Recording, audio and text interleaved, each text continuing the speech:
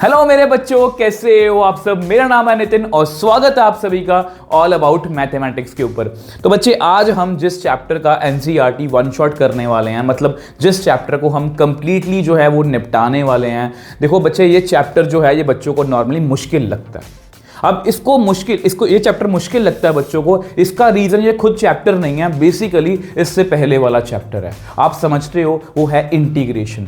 अब इंटीग्रेशन की वजह से ये चैप्टर बच्चों को मुश्किल लगता है। अब चैप्टर का नेम आप समझ चुके हो, एप्लीकेशन ऑफ इंटीग्रल्स हम डिस्कस करने वाले हैं। तो वीडियो अगर आपको लगता है, देखो बच्चे, देखो जैसा कि मैंने आपको बताया कि इंटीग्रेशन ऑब्वियस ही बात है, कुछ बच्चे ऐसा होता है कि वो मन में परसेप्शन बना के बैठते हैं कि इंटीग्रेशन मुश्किल है। अब इंटीग्रेशन मुश्किल है तो ऑब्वियस ही बात है उसकी एप्लीकेशंस जो हैं वो उससे भी मुश्किल होंगी। देखो बच्चे, इसको कंपेयर करते हैं कि डेरिवेटिव, चलो मान लिया हमने कर लिया, एप्लीकेशन ऑफ डेरिवेटिव बहुत मुश्किल था, तो बट यहां पर बच्चे सिनेरियो कंप्लीटली चेंज है। इंटीग्रेशन अगर आपको मुश्किल लग रही है तो ये चैप्टर जो है ये कंप्लीटली मतलब इतना आसान है, इतना आसान है। देखो मुझे पता है आपके मन में बहुत सारे क्वेश्चन हैं कि सर हमें इंटीग्रेशन तो आती नहीं, या कुछ बच्चे ऐसे भी होंगे, देखो आप में से बहुत से बच्चे ऐसे होंगे जिनको यार ये मन में बनाया हुआ कि मुझे इंटीग्रेशन नहीं करनी। तो पहले तो मैं उन बच्चों को कहना चाहता हूं कि अगर आपको लगता है कि इंटीग्रेशन मुश्किल है तो एक बार मेरी इंटीग्रेशन का वन शॉट देख लेना। मुझे पता आपने ये लाइंस बहुत से टीचर से भी सुनी होंगी, या एक बार आपको लगता है कि एनसीईआरटी वन शॉट नहीं देखना, आप एक बार हमारी इंटीग्रेशन की ट्रिक्स वाली वीडियो देख लो, उससे आपको पता लग जाएगा। उसका कमेंट सेक्शन चेक कर लेना कि इंटीग्रेशन को भी आसान तरीके से किया जा सकता है। बट फिर भी अगर आपको लगता है कि नहीं यार, मुझे तो इंटीग्रेशन के बिना ही एप्लीकेशन ऑफ इंटीग्रल्स क्या कर सकते हैं, तो यस बच्चे, हम कर सकते हैं। बहुत थोड़ी सी नॉलेज के साथ, बहुत थोड़ी सी नॉलेज के साथ हम एप्लीकेशन ऑफ इंटीग्रल कर सकते हैं, क्योंकि बच्चे ये चैप्टर इंपॉर्टेंट है। बहुत थोड़े से एफर्ट करके हम इसमें से 5-6 नंबर का पेपर निकाल सकते हैं। एक डायरेक्टली 5 नंबर का क्वेश्चन, या एक केस स्टडी एक एमसीक्यू के साथ, या एक 3 नंबर का क्वेश्चन 2 एमसीक्यूज के साथ, इसी पैटर्न में आपको पेपर में क्वेश्चन पूछा जा सकता है। तो ये चैप्टर इक्वली ही उतना ही इंपॉर्टेंट है, तो ये वीडियो आपके लिए बहुत इंपॉर्टेंट है। तो वीडियो को स्टार्ट करने से पहले हम सब मिलके बोलेंगे, आओ मिलके करते हैं इस चैप्टर की शुरुआत। ये वन शॉट बनेंगे हमारे लिए सबसे खास। इस मिशन के साथ हमें दिल से जुड़ना है, नहीं होगा मैथ्स में कोई फेल, इस सपने को हमें पूरा करना है। तो बच्चे, इसी पॉजिटिविटी के साथ आज की वीडियो को हम स्टार्ट करेंगे, वो है एप्लीकेशन ऑफ इंटीग्रल्स। आपको पता है, देखो एप्लीकेशन ऑफ इंटीग्रल्स करने के लिए देखो कहीं पर भी ये मत सोचना कि यार ये डेफिनेट इंटीग्रेशन आ गई, या प्लीज उस परसेप्शन को बिल्कुल साइड में रख के आना कि मुझे इंटीग्रेशन थोड़ी सी आती है या मुझे इंटीग्रेशन बिल्कुल नहीं आती। हम उसको साइड में रख के इस चैप्टर को करने वाले हैं। डेफिनेट इंटीग्रल क्या होता है, बेसिकली ये एफ(x) कोई फंक्शन है, ये इंटीग्रेशन का साइन है, a से b इसकी लिमिट्स हैं, area under the curve between the ordinates a and b and x axis. Basically definite integration का मतलब ये होता है। अगर आपके पास पुरानी बुक है तो आपके पास एक एक्सरसाइज होगी 7.8 लिमिट ऑफ सम करके, उसमें मैंने बहुत डिटेल में समझाया था कि किस तरह से हम डेफिनेट इंटीग्रेशन से एरिया निकाल सकते हैं। बट वो अब सिलेबस का पार्ट नहीं है, बट फिर भी मैं इसको अपने तरीके से समझाने की कोशिश करूंगा। देखो बच्चे, इस टॉपिक का नेम है एप्लीकेशन ऑफ इंटीग्रेशन, जिसके अंदर हम एरिया अंडर द कर्व करने वाले हैं। एक ही टॉपिक है और इसमें से सीबीएसई ने ऑलमोस्ट, देखो इस चैप्टर में से सीबीएसई ने इस तरह से कांटछांट की है कि बहुत से इंपॉर्टेंट क्वेश्चन भी सीबीएसई ने रिमूव कर दिए नई एनसीईआरटी में से, और पुरानी एनसीईआरटी में बहुत से एक्स्ट्रा क्वेश्चन हैं जो बच्चों को नहीं करने। तो आप किसी भी सिनेरियो में हो, नई बुक है पुरानी बुक है, मैं आपको सभी तरह के क्वेश्चंस करवाऊंगा जो आपके सिलेबस के अकॉर्डिंग है। मतलब ये वीडियो में मैंने एक्स्ट्रा क्वेश्चंस भी कुछ रखे हैं, मतलब आपको बहुत हेल्प मिलने वाली है जो पेपर में आपको डायरेक्टली पूछे जा सकते हैं। देखो बच्चे, हम नॉर्मली अगर हम एरिया की बात करें, जैसे हम इस रेक्टेंगल का एरिया कैलकुलेट कर सकते हैं, हम स्क्वायर का एरिया कैलकुलेट कर सकते हैं, हम एक सर्कल का एरिया कैलकुलेट कर सकते हैं, हम एक एलिप्स का एरिया जो है वो कैलकुलेट कर सकते हैं। मतलब स्टैंडर्ड फिगर्स का एरिया जो है वो हमें कैलकुलेट करना आता है। बट क्या हो, क्योंकि ना कुछ बहुत से बच्चों को लगता है कि हम एरिया क्यों सीखे, हमें तो आता है कि, बट क्या हो अगर हमारी जो फिगर्स हैं वो स्टैंडर्ड ना हो, अगर बाय चांस हमें कुछ इस तरह की फिगर का एरिया निकालना आ जाए तो हम उसको कैसे करेंगे। ये देखो यहाँ से थोड़ी सी सर्कुलर शेप में है, यहाँ पर एक रेक्टेंगल की तरह लग रही है, तो ये एक स्टैंडर्ड फिगर नहीं है, तो इसका एरिया हम कैसे कैलकुलेट करेंगे। तो अब इसको समझने के लिए देखो बच्चे, देखो अगर मैं बच्चे यहाँ पर अगर मैं यहाँ पर बच्चे देखो ऑब्वियस सी बात है ये एक रेक्टेंगल बिल्कुल नहीं है, बट अगर मैं इस मतलब कि इस सर्कल में इस मतलब कि जो भी शेप बनी हुई है इसमें से एक बहुत छोटा पीस कट करूं। ये ऑलमोस्ट, मुझे नहीं पता आपको कितना विजिबल है, देखो ये एक रेक्टेंगल है, ये इतना छोटा कर रहा हूँ, इस रेक्टेंगल को इतना छोटा कर रहा हूँ कि ये ऑलमोस्ट एक रेक्टेंगल, मतलब ये अगर मैं इसको जूम करके दिखाऊं तो ये ऑलमोस्ट एक रेक्टेंगल लग रही होगी, ऑलमोस्ट आपको एक रेक्टेंगल लग रही होगी, ठीक है, ये एक रेक्टेंगल ही है। तो अगर इस रेक्टेंगल का एरिया मुझे निकालना, आपको पता है इसका एरिया मैं निकाल सकता हूं लेंथ इनटू विड्थ। इस तरह से मैंने इसमें से पतले पीस, मतलब एक बहुत स्लिम सा पीस कट किया, उसका मैंने एरिया निकाल लिया, इसको मैंने नेम दे दिया एरिया 1। सेम वे से मैं इस तरह की कुछ और स्ट्रिप्स भी कट कर लूँगा, यहाँ से सब जगह से इस तरह से मैं यहाँ पर स्ट्रिप्स जो हैं वो कट करता जाऊँगा, मतलब पतली पतली स्ट्रिप्स जो हैं वो कट करता जाऊँगा। और अल्टीमेटली मतलब यहाँ पर कट किया, फिर यहाँ पर, फिर यहाँ पर, फिर यहाँ पर, फिर यहाँ पर, फिर यहाँ पर, इस तरह से हम कट करते जाएंगे। और सबके बच्चे एरियाज़ को अगर हम प्लस करेंगे तो हमें इस रिक्वायर्ड फिगर का, जो फिगर हमें पहले समझ में नहीं आ रही थी, इस रिक्वायर्ड फिगर का हमारे पास एरिया आ जाएगा। बट ये क्वेश्चन, मतलब ये काम जो है बहुत कॉम्प्लिकेटेड है। तो इसमें क्या हुआ बच्चे, मैं आपको बहुत सिंपल से तरीके से समझा रहा हूँ, जैसे एक बार आपका इंटरेस्ट बन जाएगा। अब ये बेसिकली ना एक कर्व है, अगर इसको मैं ऐसे देखूँ, अगर इसको मैं इस कर्व को इस तरह से एक्स एक्सिस और वाई एक्सिस पर देखूं, तो ये जो कर्व है इसकी कुछ इक्वेशन रही होगी, ठीक है। ये पॉइंट्स जो हैं, मान लो ये है a,0 और ये है मान लो b,0, इस तरह से। तो अगर मैं इस फंक्शन को इंटीग्रेट कर दूं और लिमिट्स हमारी हैं a से लेके, यहाँ पर x जो है a से लेके b तक है, तो यहाँ पर जो भी आंसर हमारा आया था, मान लो यहाँ पर हमारा जो भी आंसर आया और यहाँ पर जो भी आंसर आया, ये दोनों आपस में क्या है, हमेशा क्या आते हैं, बराबर। यानी कि हमने यहाँ से एक फॉर्मूला बना लिया कि जब भी हम किसी कर्व को इंटीग्रेट करते हैं विद इन द लिमिट्स, तो हमें क्या मिलता है, उस कर्व के नीचे का सारा एरिया। कहाँ तक का, तभी इसको क्या बोलते हैं, एरिया अंडर द कर्व। ये इस कर्व के नीचे का हमें एरिया मिलता है, नीचे तक का, अप टू एक्स एक्सिस तक, मतलब यहाँ तक का सारा एरिया हमें मिल जाता है इसके नीचे जो है। और बेसिकली हम भी इसी को एरिया इसी तरह से कैलकुलेट कर रहे थे, यानी कि इंटीग्रेशन को हम एरिया निकालने के लिए, इस तरह की कर्व्स का एरिया निकालने के लिए यूज़ कर सकते हैं। इसमें हमें ज़्यादा डीप में नहीं जाना, जितनी नॉलेज आपके काम की थी मैंने आपको समझा दी, ठीक है। अब हमारा टॉपिक जो है वो हमें क्लियर है कि बेसिकली इंटीग्रेशन को हम एरिया से कैसे जोड़ते हैं। अब देखो हम बात करते हैं एरिया अंडर सिंपल कर्व, ये आपका मेन टॉपिक का नेम है, ठीक है। अब देखो ये मैंने वही लिखा हुआ, अब आपको थोड़ा सा समझाऊंगा कि क्वेश्चंस कैसे करने हैं, ठीक है। अब देखो यहाँ पर एक कर्व बनाई है मैंने, और ये एक पतली स्ट्रिप है, इसको मैंने थोड़ा सा मोटा करके दिखाया ताकि आपको थोड़ी सी विजिबिलिटी बने। ये मैंने एक स्ट्रिप कट कर ली, ठीक है। इस स्ट्रिप में ऑब्वियसली बात है बच्चे, इसकी अगर मैं लेंथ देखूँ तो ऑब्वियसली बात है कितना ऊंचा होगा, जितना वाई है, जितनी वैल्यू यहाँ पर वाई की है। और dx क्यों लिखा है, क्योंकि x जो है इतनी पतली स्ट्रिप है कि x में बहुत माइनर चेंज है। dx का मतलब क्या होता है, x में वेरिएशन, x जो है वो चेंज हो, x में जो चेंज आ रहा है, तो dx इसलिए लिखा है। इसकी लेंथ कितनी है y, इसकी चौड़ाई कितनी है dx है, ठीक है। तो अब हम इस एरिया ऑफ स्मॉल, देखो इसको मैं हमेशा एक नेम देता हूं, ये कौन सी है, हमारी वर्टिकल स्ट्रिप। ऑब्वियसली बात है वर्टिकल स्ट्रिप, ठीक है। इसको मैं क्या बोलूंगा, वर्टिकल स्ट्रिप, क्योंकि इस तरह से ये वर्टिकल है, ठीक है। Area of small vertical strip, आपको पता है लेंथ इनटू विड्थ, और आपको पता है इसका एरिया डी ए क्यों लिखा है, इसका स्मॉल एरिया कितना होगा, y इंटू डी एक्स। अगर मैं इसी को बच्चे आपको, जैसा कि मैंने समझाया था कि अगर मैं इसको इंटीग्रेट कर दूं with in the limits a से b, जिस तरह से मैंने आपको यहां पर समझाया था कि सभी स्ट्रिप्स का एरिया कैलकुलेट करो, सम कर दो उनका, तो हमें एरिया मिल जाएगा। और अगर हम इसी कर्व को डायरेक्टली इंटीग्रेट कर दें, तो यहाँ पर बेसिकली अगर मैं y इसी तरह से y dx को इंटीग्रेट कर दूं a से b, तो हमें एरिया अंडर कर्व मिल जाएगा। ये मैंने आपको समझा दिया, वहाँ पर भी समझा दिया, यहाँ दोबारा से समझा दिया कि इसका मतलब क्या है। तो इस तरह से करने से हमें ये सारा उस कर्व के नीचे का एरिया जो है वो मिल जाएगा। अब मैंने आपको एरिया समझा दिया, अब ऑब्वियसली बात है इसमें थोड़ी सी हमने और कोशिश की कि क्या हम इस तरह से भी एरिया निकाल सकते हैं। यस निकाल सकते हैं। मान लो बच्चे अगर हमारे पास इस तरह की कोई कर्व है तो हम इस तरह से भी एरिया जो है वो निकाल सकते हैं। हम देखो ध्यान से, अब ऑब्वियसली बात, अगर आप यहाँ पर स्ट्रिप देखोगे, ये कौन सी स्ट्रिप है हमारी, हॉरिजॉन्टल, ये हमारी कौन सी स्ट्रिप है, हॉरिजॉन्टल स्ट्रिप। देखो अगर देखो ये क्वेश्चन में हम खुद देखेंगे कि हमें वर्टिकल स्ट्रिप से करना है कि हॉरिजॉन्टल स्ट्रिप से करना है, इसकी भी कंफ्यूजन दूर कर दूंगा। अब देखो आपको पता है कि ये कर्व ऐसी है, तो इसको मैं इस तरह से ना निकाल के इसका एरिया जो है वो इस तरह से निकाल रहा हूँ।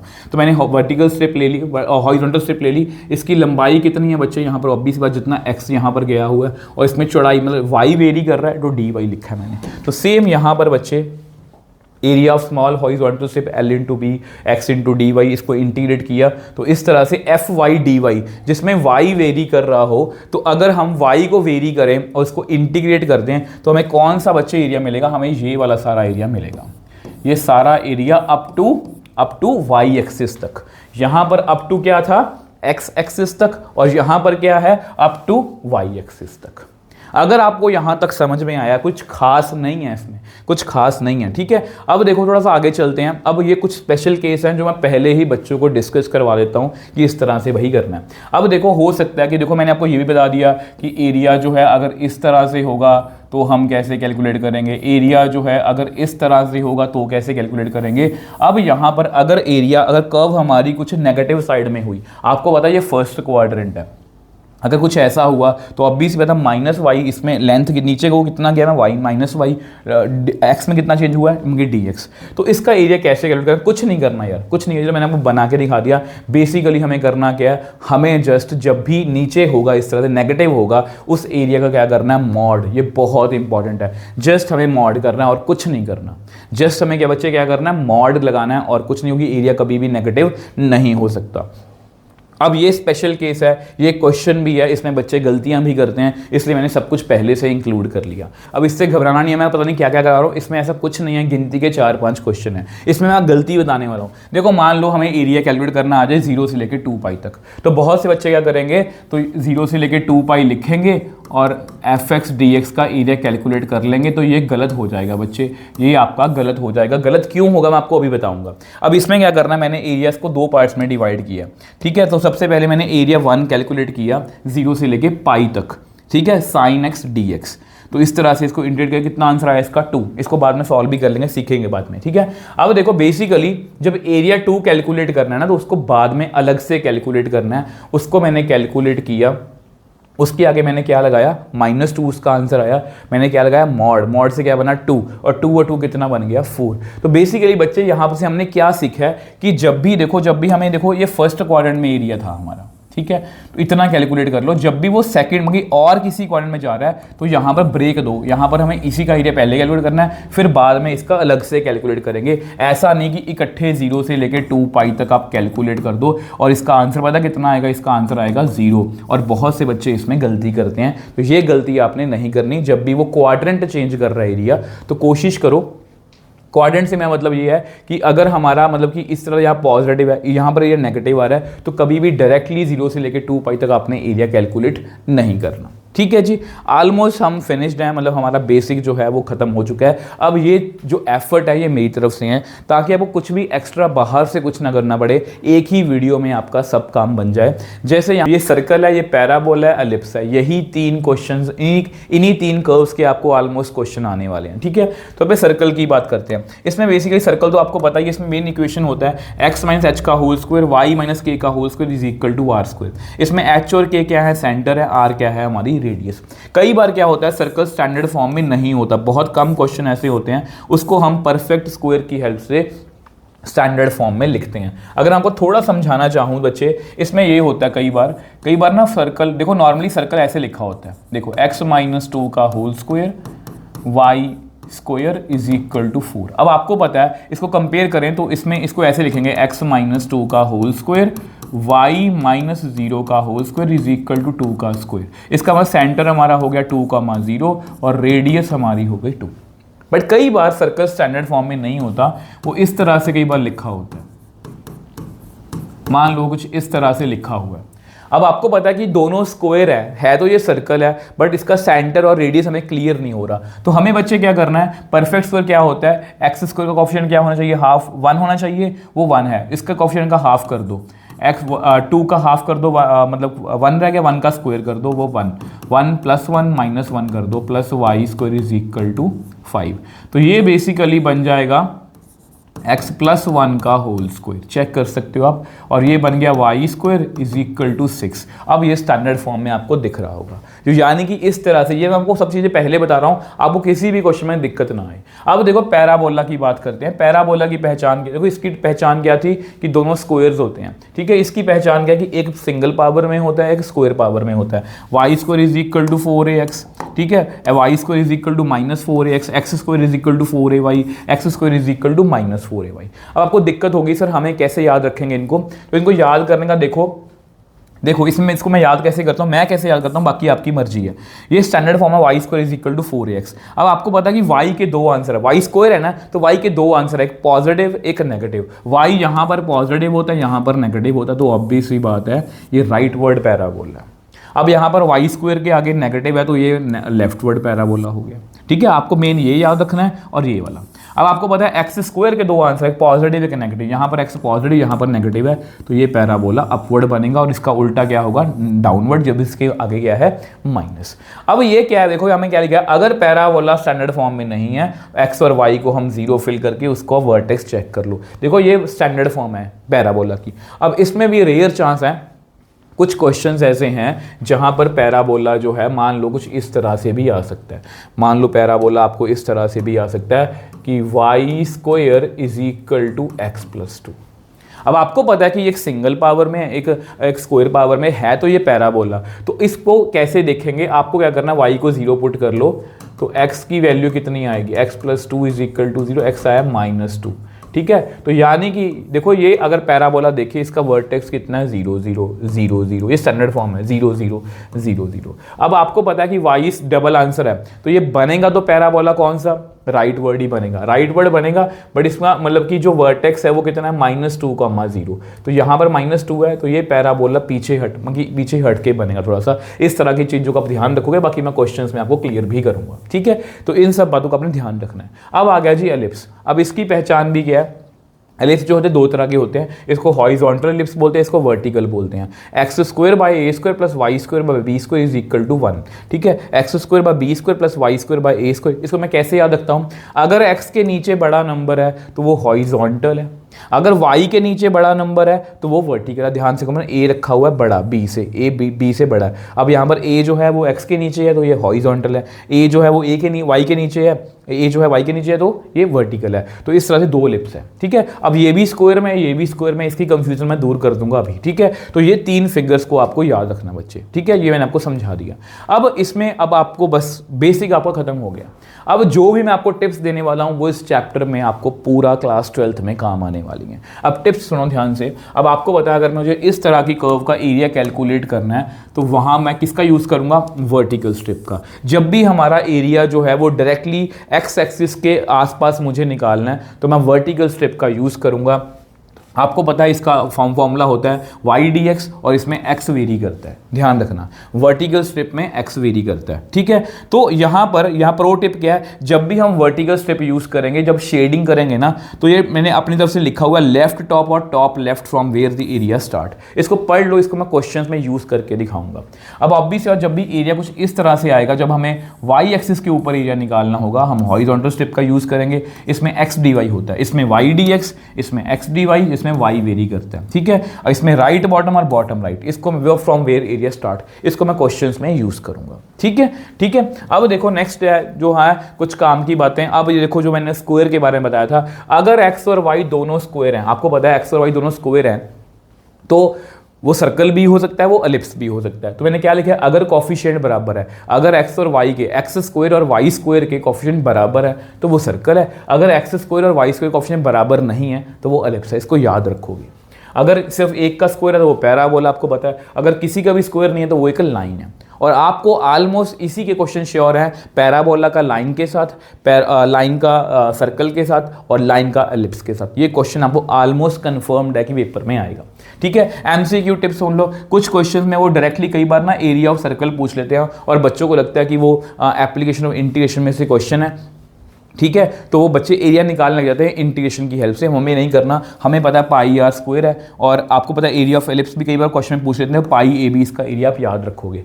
कई बार क्या होता है पेपर में ऐसा क्वेश्चन आता है कि इस तरह से मान लो पेपर में ये क्वेश्चन आ गया कि इस एलिप्स का एरिया निकाल लो। आपको पता है ये एप्लीकेशन ऑफ इंटीग्रेशन में से या तो बच्चे एप्लीकेशन ऑफ इंटीग्रेशन का यूज़ करके इसका एरिया निकालने बैठ जाते हैं। इसका शॉर्टकट क्या है कि ये आपकी ए की वैल्यू, ये आपकी बी की वैल्यू, डायरेक्टली निकाल दो पाई ए बी, यहाँ पर 2 × 4 करके, तो इसका आंसर 8 पाई, डायरेक्टली आंसर इसका आ जाएगा। इस तरह से निकाल सकते हैं। ये MCQs के लिए टिप है, ठीक है। ये मैंने CUT के बच्चों के लिए बनाई थी, तो मुझे लगा कि आपको भी बता देनी चाहिए।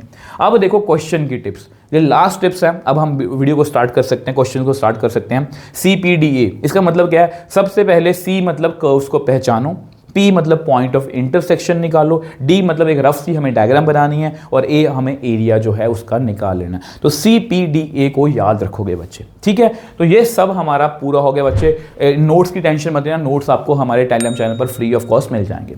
अब हम करते हैं जी अपने पहले क्वेश्चन का, मतलब आगाज बोलते हैं जिसको स्टार्ट कहते हैं। तो पहले क्वेश्चन को हम स्टार्ट करने वाले हैं, find the area enclosed by a circle. अगर यही क्वेश्चन MCQ में आया होता तो मैं पता क्या बोलता, मैं बोलता कि इसका सर्कल का जो हम रेडियस है, अगर हम इसको स्टैंडर्ड फॉर्म से कंपेयर करें, तो इसको अगर मैं कंपेयर करूं तो इसका जो रेडियस है वो है a। रेडियस कितना आया a, तो सर्कल का एरिया कितना होता है पाई r स्क्वायर, तो इसका आंसर आएगा पाई a स्क्वायर। पहले आंसर नोट कर लो, पाई a स्क्वायर, ठीक है। बट ये क्योंकि अगर मान लो ये 3 नंबर में क्वेश्चन आया तो मुझे सॉल्व करके दिखाना पड़ेगा। अगर ये MCQ में आया तो आपको पता पाई a स्क्वायर। अब देखो सबसे पहले मुझे क्या करना है, सबसे पहले मुझे अपनी कर्व को पहचानना है। मैंने क्या बताया था? CPDA, ठीक है। कर्व को मैंने पहचान लिया। अब कर्व मेरी कौन सी है?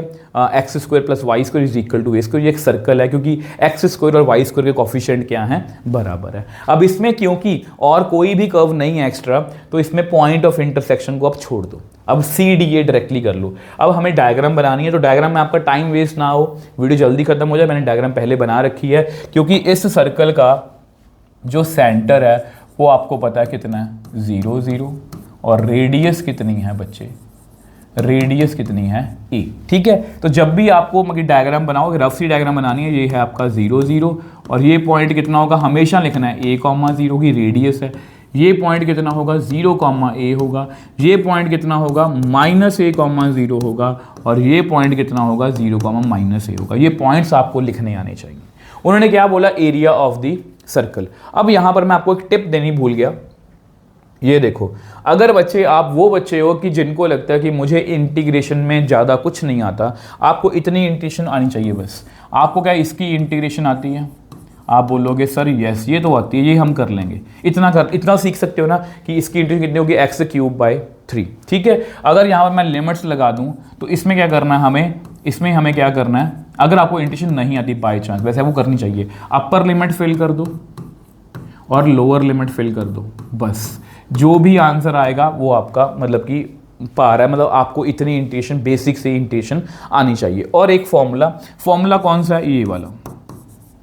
जस्ट एक फॉर्मूला हमें करना है, थोड़ा सा बड़ा फॉर्मूला, इसको याद रखना है। इसका फॉर्मूला होता है x/2 a² - x² √ plus a² sin inverse x/a, और जो भी लिमिट्स होगी वो हम लगा देंगे।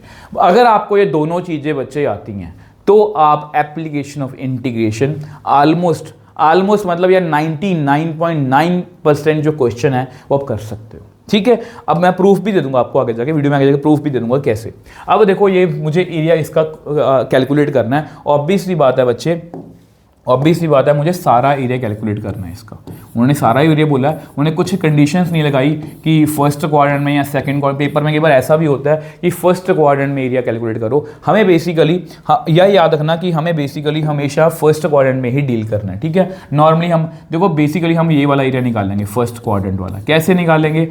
अब आपको पता है कि नॉर्मली हम देखो ये एक्स एक्सिस है आपकी, तो मैं इसी में कंफर्टेबल हूँ। तो मैं क्या करूँगा, मैं बच्चे क्या करूंगा, मैं यहाँ से लेफ्ट टॉप, मैंने आपको क्या दिखाया था, अगर मैं वर्टिकल स्ट्रिप यूज़ करूंगा, अगर मैं वर्टिकल स्ट्रिप यूज़ करूंगा तो वर्टिकल स्ट्रिप में क्या होता है? लेफ्ट टॉप या टॉप लेफ्ट, ठीक है। तो यहाँ पर हम क्या करेंगे, हमने शेडिंग कर ली ना बच्चे, हमने शेडिंग कर ली ना, हम क्या करेंगे लेफ्ट टॉप, ये देखो फर्स्ट क्वाड्रेंट की मैं बात कर रहा हूँ, फर्स्ट क्वाड्रेंट की मैं बात कर रहा हूँ, तो लेफ्ट टॉप यहाँ पर सबसे लेफ्ट में मैं गया, ये सबसे ये राइट है, ये लेफ्ट है, तो लेफ्ट टॉप से मैं स्टार्ट हुआ, मैं यहाँ से चलना स्टार्ट हुआ और यहाँ से यहाँ तक बिना रुके, बिना कोई रुकावट यहाँ तक पहुँच गया। और मैं किसके ऊपर चल के पहुंचाऊं, मैं सर्कल के ऊपर चल के पहुंचाऊं। तो हमारा एरिया हम कैसे कैलकुलेट करेंगे, ध्यान से सुनना। एरिया होगा हमारा वाई डी एक्स, क्योंकि हम वर्टिकल स्टेप यूज कर रहे हैं। ठीक है, अब आपको पता है वाई क्या है, हमारा एक कर्व कौन सी है, मैं किस कर्व के ऊपर चला, मैं सर्कल के ऊपर चला। तो सर्कल में वाई की वैल्यू निकाल लो। वाई की वैल्यू कैसे निकलेगी, Y square is equal to A square minus X square, Y is equal to A square minus X square under root. Plus minus हम नहीं लिखते क्योंकि वाई हम की जो है फर्स्ट क्वाड्रेंट में ही डील करते हैं। ठीक है, तो यहाँ पर कितना आएगा, ए स्क्वायर, आपको पता है कि मैं सर्कल के अलॉन्ग चला, इससे मैंने सर्कल की कर्व्स को लिखा है यहाँ पर। ठीक है, अब देखो मैं कहाँ से चला था, जो वहाँ पर x कितना है 0, और यहाँ पर पहुँचते पहुँचते कितना हो गया a, तो बस ये लो जी। ठीक है, अब देखो इसका एरिया कैलकुलेट करने की कोशिश करते हैं। इसका फॉर्मूला मैंने आपको अभी बताया था, इसका होता है x/2 A square minus X square plus A square by 2 sine inverse x by A. अब इसमें आप लिमिट्स फिल कर दो 0 से a। पहले a फिल करो जी, अगर आप a फिल करोगे बच्चे ये बनेगा a/2, ए स्क्वायर माइनस एक्स स्क्वायर कितना बनेगा, ए स्क्वायर माइनस ए स्क्वायर 0 बनेगा। यहाँ पर a स्क्वायर बाई 2 ऑलरेडी है, साइन इनवर्स a/a, अपर लिमिट माइनस लोअर लिमिट, इसमें आप 0 फिल करोगे 0 ही आएगा, प्लस ए स्क्वायर बाई 2, ये कितना बनेगा साइन इनवर्स 0। ठीक है जी, अब देखो हमारे पास कितना आंसर आएगा, हमारे पास कितना आंसर आएगा, 0 बन गया, ए स्क्वायर बाई 2 ये कट गया, साइन इनवर्स 1 कितना होता है π/2, तो कितना आ गया ए स्क्वायर बाई 2 इंटू ये कितना, साइन 1 कब होता है π/2 पर, 90 पर कितना होता है 1, माइनस ये 0 है, साइन 0 कब होता है 0 पर, इसको लिखने की नीड ही नहीं है। तो कितना आंसर आया हमारा πa²/4। अब आपको पता है बच्चे हमारा एरिया तो आना चाहिए πa², बट कितना आया πa²/4, ये वाला एरिया आया सारा, ये फर्स्ट क्वाड्रेंट का एरिया आया, क्योंकि इस कर्व मैंने क्या समझाया था, इस कर्व के नीचे अप टू एक्स एक्सिस तक का ही एरिया आएगा। अब हम क्या करेंगे, अब इसी एरिया को, क्योंकि ये सिमेट्रिकल डायग्राम है, तो रिक्वायर्ड एरिया हमारा कितना होगा, रिक्वायर्ड एरिया वो कितना होगा 4 इंटू πa², इसको 4 से मल्टीप्लाई, 4 टुकड़े हैं इसके, मल्टीप्लाई किया तो कितना आंसर आ गया हमारा πa²। तो ये बच्चे हमारा आंसर है।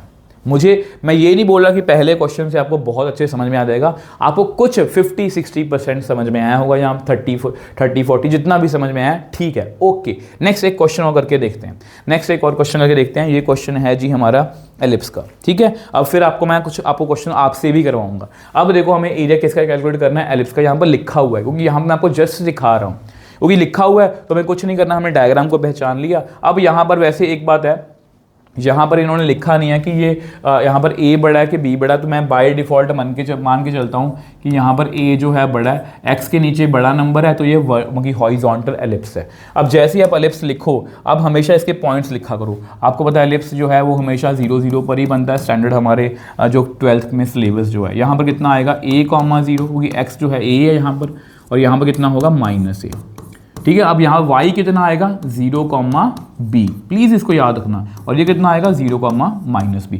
सर्कल में ये सभी पॉइंट्स क्या होते हैं, सेम। अब एरिया कैलकुलेट करना है, फिर से हमें यही वाला एरिया जो है बच्चे वो कैलकुलेट करना है, ये वाला सारा।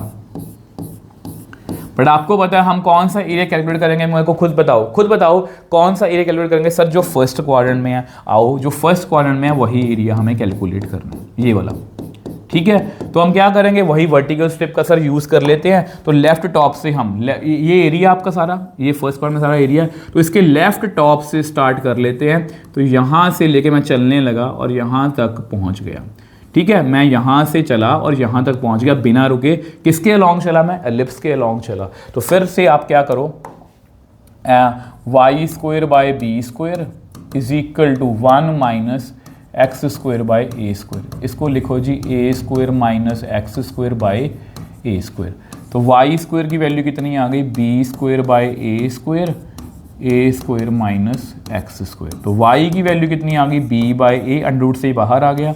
यहाँ पर कितना आएगा a² minus x²। Plus minus मैं नहीं लिखूँगा, मैंने आपको पहले भी बताया था, ठीक है। अब देखो ये आपकी y की वैल्यू आ गई, ठीक है। अब ये आपकी बच्चे y की वैल्यू आ गई, सॉरी अब देखो बच्चे ये आपकी y की वैल्यू आ गई, ठीक है। अब आपको पता है कि हमारा एरिया जो है वो कैसे कैलकुलेट होगा, हमारा एरिया कैलकुलेट होगा y dx, क्योंकि हम वर्टिकल स्ट्रिप का यूज़ कर रहे हैं। वर्टिकल स्ट्रिप में कौन वेरी करता है, x वेरी करता है। x यहाँ पर कितना था 0, यहाँ पर कितना a, तो वही हमारी लिमिट्स हैं 0 से लेके a तक। तो अगर आपको साथ में ये करना है, आप देखो आपको पता है कि ये फर्स्ट क्वाड्रेंट का एरिया है, हमें क्या करना है सारा निकालना है, तो इसको 4 से पहले ही मल्टीप्लाई भी आप कर सकते हो, ठीक है। आओ इसको सॉल्व करते हैं। तो 4, अब आपको पता है यहाँ पर कितना आएगा, यहाँ पर आएगा 0 से लेके a तक। y की वैल्यू कितनी है, b/a कांस्टेंट है, बाहर निकाल लो, a² - x² dx। तो देख लो वही इंटीग्रेशन फिर से वापस आ गई, ये आपको मैं याद ही करवा दूंगा बार बार बोल के। तो कितना आंसर आएगा, x/2, मेरे साथ साथ मिलके बोलना, a² - x² plus a²/2 sine inverse x/a। और यहाँ पर कितनी लिमिट्स हैं, 0 से लेके a तक। तो सेम वही लिमिट्स हमें फिल करनी है बच्चे, जस्ट फर्क क्या है कि बाहर 4b/a, आपको पता है a फिल करोगे, यहाँ पर a/2 आएगा, यहाँ पर 0 आएगा, ठीक है, प्लस a²/2 साइन इनवर्स कितना आएगा, यहाँ पर 1 माइनस लोअर लिमिट, ये 0 आएगा बच्चे, प्लस a²/2 साइन इनवर्स 0। तो नेक्स्ट पेज पे करते हैं। तो कितना एरिया आया हमारा, 4b/a। अब ये देखो यहाँ पर कितना आएगा, a/2 0 बन गया, a²/2 साइन 1 कब होता है, 90 पर, तो a²/2 और साथ में 90 मतलब π/2। अब आपको पता है ये कितना है, 0, ये भी कितना है, 0 ही है, ठीक है, इसको लिखने का फ़ायदा नहीं है। तो कितना आंसर आया, देखो देखो इसको 4ba² π/4 और नीचे भी a है, ये भी कट गया, ये भी कट गया, कितना आंसर आया, πab। मैंने आपको बताया था ना कि एलिप्स का हम डायरेक्टली एरिया भी निकाल सकते हैं, πab वही आ गया। बस यही हमें सीखना है। आई थिंक आपको 2 क्वेश्चन पहले अच्छे से क्लियर होंगे। यहाँ पर जस्ट हम कंसेप्ट बच्चे सीख रहे हैं। अब यहाँ पर फिर से मैंने हमेशा की तरह एफर्ट किए हैं, तो यहाँ पर मैं आपको कुछ होमवर्क देने वाला हूँ, ठीक है, आपको कुछ होमवर्क देने वाला हूँ। अगर आपके पास पुरानी एनसीईआरटी है और नई एनसीईआरटी में थोड़ा फ़र्क है बच्चे, काफ़ी फ़र्क है, तो ध्यान रखना। ये हमारा पहला क्वेश्चन, ये आपका होमवर्क है। अब आपको पता है ये कौन सा एलिप्स बनेगा, ये x के नीचे बड़ा नंबर है, तो यहाँ पर कौन सा एलिप्स बनेगा, ये हॉरिजॉन्टल एलिप्स से ही बनेगा, तो ध्यान रखना प्लीज़, ठीक है। ये पॉइंट कितना होगा मेरे को बताओ, जल्दी जल्दी बताओ, ये कितना है, ये किसका स्क्वायर है, ये 4 का स्क्वायर, ये कितना पॉइंट होगा, 4,0, और ये कितना होगा, -4,0। ये पॉइंट कितना होगा, 0,3, और ये कितना होगा, 0,-3, ठीक है जी। अब देखो इससे सेम इसके जैसा क्वेश्चन, ये होमवर्क, ये भी आपका होमवर्क है, ये खुद से करके देखना, इससे आपके हाथ खुल जाएंगे। मैं हमेशा बच्चों को बोलता हूँ पहले कुछ इजी क्वेश्चन करो जिससे आपकी टॉपिक में पकड़ बने। अब आपको पता है कि y के नीचे बड़ा नंबर है, तो कौन सा एलिप्स होगा, ये होगा जी हमारा वर्टिकल एलिप्स।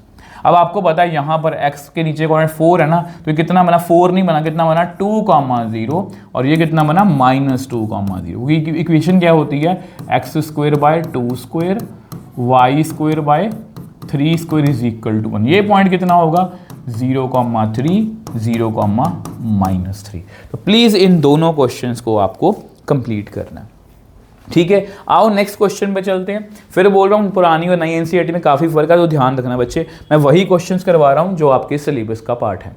कुछ नए क्वेश्चन भी हैं, वो आपको बताऊंगा मैं कब नए क्वेश्चन इंक्लूड कर रहा हूँ। अभी के लिए मैं नई एनसीईआरटी के अकॉर्डिंग चल रहा हूँ। नई एनसीईआरटी जो है आप गूगल सर्च कर लेना, एनसीईआरटी ई बुक, वहाँ से PDF डाउनलोड कर लेना, ठीक है। वही बहुत सारे एक्स्ट्रा, यहाँ इसका रफ सा एक आइडिया लगा लो कि जितने भी डबल फिगर वाले क्वेश्चन हैं, सर्कल का लाइन के साथ, एलिप्स का लाइन के साथ, पैराबोला का लाइन के साथ क्वेश्चन आ सकता है, बट कभी भी सर्कल का सर्कल के साथ, एलिप्स का एलिप्स के साथ, पैराबोला का सर्कल के साथ ऐसा कोई भी क्वेश्चन नहीं आ सकता। कोई भी कर्व आएगी आपको वो लाइन के साथ ही आएगी। Area lying in the first quadrant bounded by circle and the lines x = 0 and x = 2। MCQ है, ठीक है, बट चलो कोई बात नहीं, हमें तो क्वेश्चन आपको समझाना है। अब आप सबसे पहले क्या करोगे, मैंने आपको क्या समझा था, CPD के कर्व्स को पहचानो। ये कौन सी कर्व है, वैसे तो यहाँ पर लिखा हुआ है, अगर ना लिखा हो आपको पता है x² और y² के कोफिशिएंट 1 है, तो ये क्या है हमारा सर्कल। अब ये कौन सा है, ये भी लिखा नहीं हुआ उन्होंने, लिखा हुआ सॉरी, तो ये एक लाइन्स ही हैं, ठीक है। तो हमें लाइन्स और वो सब कुछ क्लियर है। अब उसके बाद क्या करना है सर, पॉइंट ऑफ इंटरसेक्शन आपने बोला था, ये लो, ये x² + y² = 4, इसको नंबर दे दो 1, x = 0, इसको नंबर दे दो 2, x = 2, इसको नंबर दे दो 3। अगर हम x को फर्स्ट एंड सेकंड का पॉइंट ऑफ इंटरसेक्शन निकाल लें बच्चे, ये जरूरी है, इसे डायग्राम बनाने में आपको काफ़ी हेल्प मिलेगी। x को 0 फिल कर दो तो y स्क्वायर कितना आएगा 4, तो y कितना आ गया +-2, तो यानी कि 0,2 0,-2, ये लाइन बन गई। अब ऐसा करो फर्स्ट एंड थर्ड का भी निकाल लो, फर्स्ट एंड थर्ड का, ठीक है। इसमें x को क्या फिल किया मैंने 2, तो 4 बनेगा, y square is equal to 4, तो y square is equal to 0, y कितना आ गया 0। तो अगर मैं x को 2 फिल करूंगा तो y कितना आ रहा है 0 आ रहा है। इन दोनों का तो पॉइंट ऑफ इंटरसेक्शन बनेगा ही नहीं, क्योंकि आपको पता है ये वर्टिकल लाइन होती है, ठीक है। अब देखो इसकी डायग्राम हमें ऑलमोस्ट क्लियर है। ये आपका सर्कल है, सर्कल की अगर हम बात करें, सर्कल में सेंटर कितना है, सर्कल का सेंटर कितना है बच्चे, यहाँ पर सर्कल का सेंटर है हमारा 0 0, अगर स्टैंडर्ड इक्वेशन से कंपेयर कर, रेडियस कितनी है 2, तो पॉइंट्स पहले लिख लिया करो। सर्कल बनाया हमने 0 0 लिखा, ये कितना आएगा, ये आएगा जी 2,0, ये कितना आएगा सर जी 0,2, ये कितना आएगा सर जी -2,0, ये कितना आएगा सर 0,-2। सर्कल के बारे में कंप्लीट इंफॉर्मेशन जो है वो लिख ली। अब लाइंस की बात करते हैं, अब इस लाइन की बात करते हैं। अब ये जो लाइन है बच्चे, ये मान लो कि रेड कलर में है, इस लाइन को अगर मैंने ड्रा करना हो x इज इक्वल टू 0, तो ये लाइन जो होती है ये बेसिकली यही लाइन है, ये लाइन जो है ये बेसिकली यही लाइन है। इसको थोड़ा डार्क कर देते हैं, इसको थोड़ा सा डार्क कर देते हैं इस लाइन को। तो ये जो लाइन है बेसिकली बच्चे, ये जो लाइन है x इज इक्वल टू 0, ये लाइन कौन सी है, x इज इक्वल टू 0। और अगर आप इसके पॉइंट ऑफ इंटरसेक्शन देखो वही आ रहे सर्कल के साथ 0,2 0,-2, ये देखो जी बिल्कुल मैच कर रहे हैं, मतलब हमारी फिगर जो है बिल्कुल एक्यूरेट है, ठीक है। अब उसके बाद ये इस लाइन की बात करते हैं।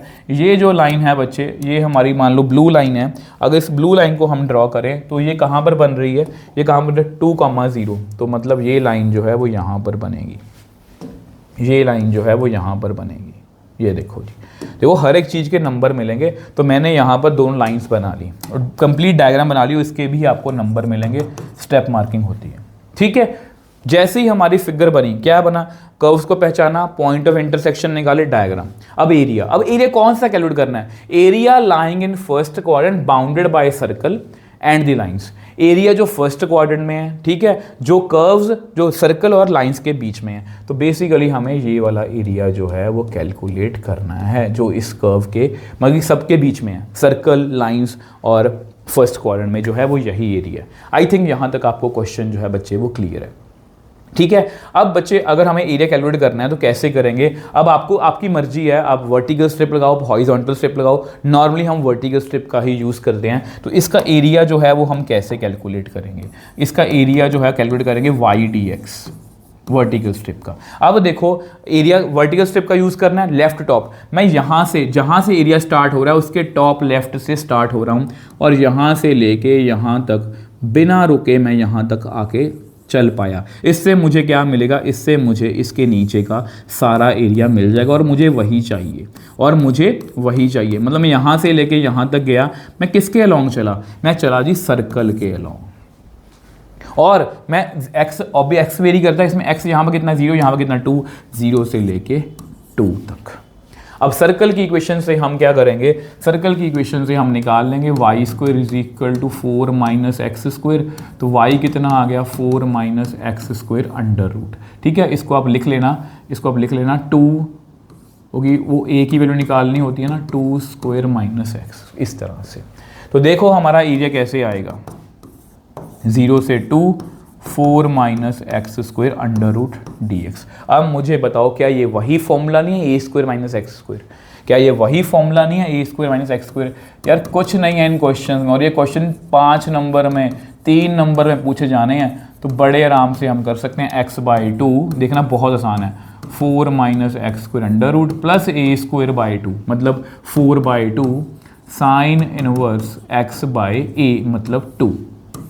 ए का ध्यान रखना, 0 से लेके 2 तक, 2 फिल करना, ये कितना आएगा 0, 2 ये कटेगा, ये कट कर दो, यहाँ पर 2 साइन कितना आएगा, साइन इनवर्स 1 अपर लिमिट माइनस लोअर लिमिट, ये कितना बनेगा 0 ही बनेगा, 2 साइन इनवर्स 0, ये लो। तो एरिया 2 साइन इनवर्स 1 कितना होता है पाई/2, साइन 0 कितना होता है 0, तो मेरा आंसर बच्चे कितना आ गया पाई।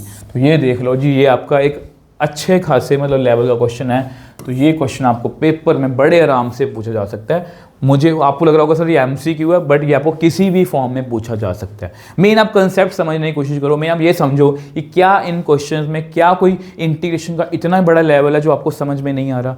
बहुत आसानी से हम इन क्वेश्चंस को कर सकते हैं।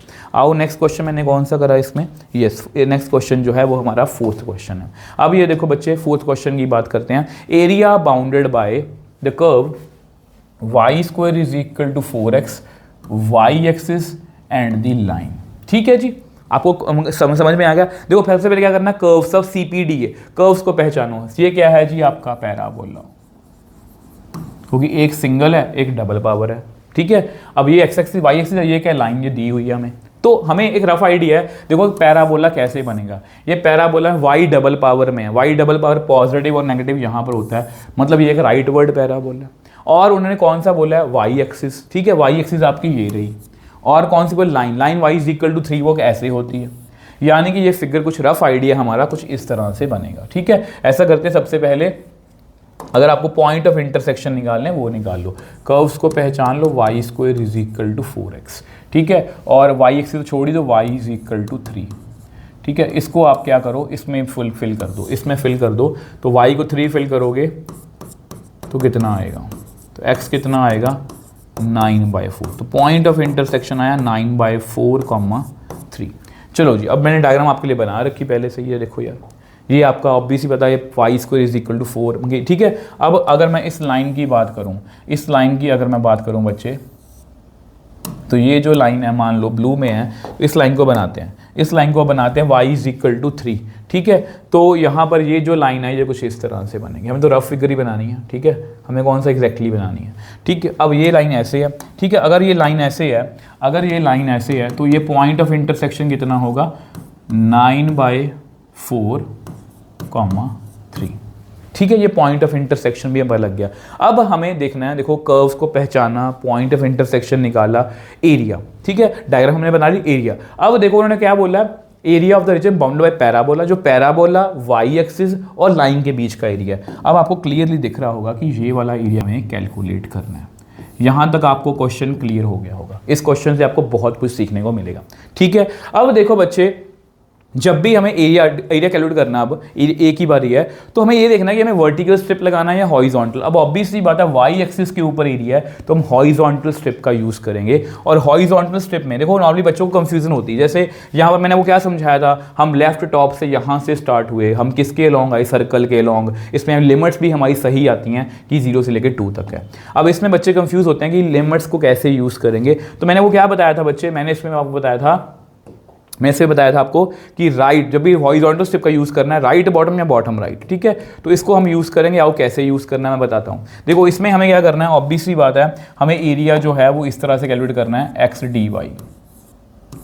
एरिया इस तरह से कैलकुलेट करना है, एक्स डी वाई किसके लॉन्ग गए, देखो हमको दिखाता हूँ। अब ये एरिया हॉरिजॉन्टल स्ट्रिप का यूज़ करना है, राइट बॉटम। अब ये देखो, ये लेफ्ट है, ये राइट है, तो राइट का बॉटम ये राजी, तो यहाँ से लेके राइट बॉटम से या बॉटम राइट, यहाँ से लेके यहाँ तक मुझे जाना है। बिना रुके मैं यहाँ से यहाँ तक चला गया, बिना रुके बच्चे मैं यहाँ से लेके यहाँ तक चला गया। ठीक है, अब मैं किसके लॉन्ग गया भैया, पैराबोला। यार ये पैराबोला के लॉन्ग गया, तो यहाँ से आप पैराबोला की x की वैल्यू निकाल लो। x की वैल्यू कितनी आएगी, y स्क्वायर बाय 4।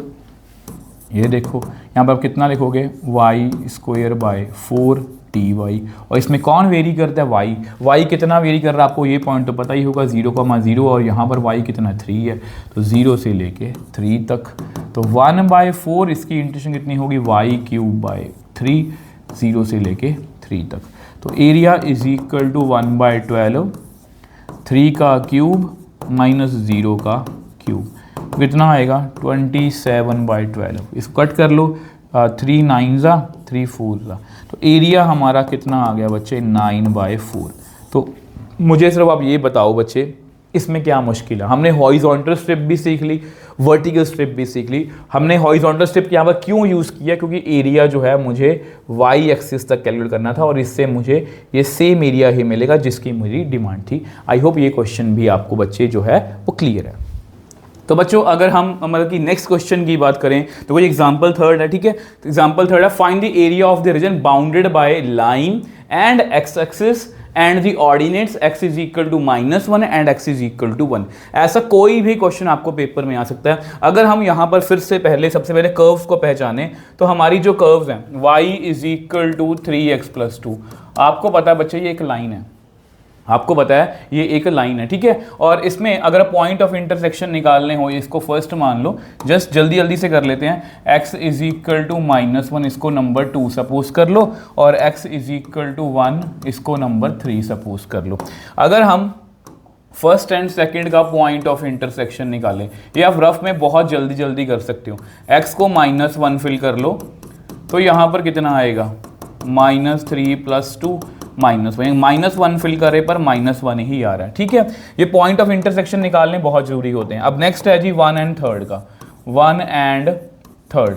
अब y इज इक्वल टू 3 × 1 + 2, तो y कितना आ गया 5। x को 1 फिल किया तो y कितना आ रहा है 5 आ रहा है। अब डायग्राम की बात करते हैं बच्चे। अब देखो लाइन की बात करते हैं, सबसे पहले line y is equal to 3x+2, ठीक है। इस लाइन को भी हमें बनाना है, इस लाइन को भी हमें बनाना है। ऐसा करते हैं, x is equal to -1 point कहाँ पर लोकेट होगा, x इज इक्वल टू -1, तो x इज इक्वल टू -1 ये पॉइंट यहाँ पर होगा, ठीक है।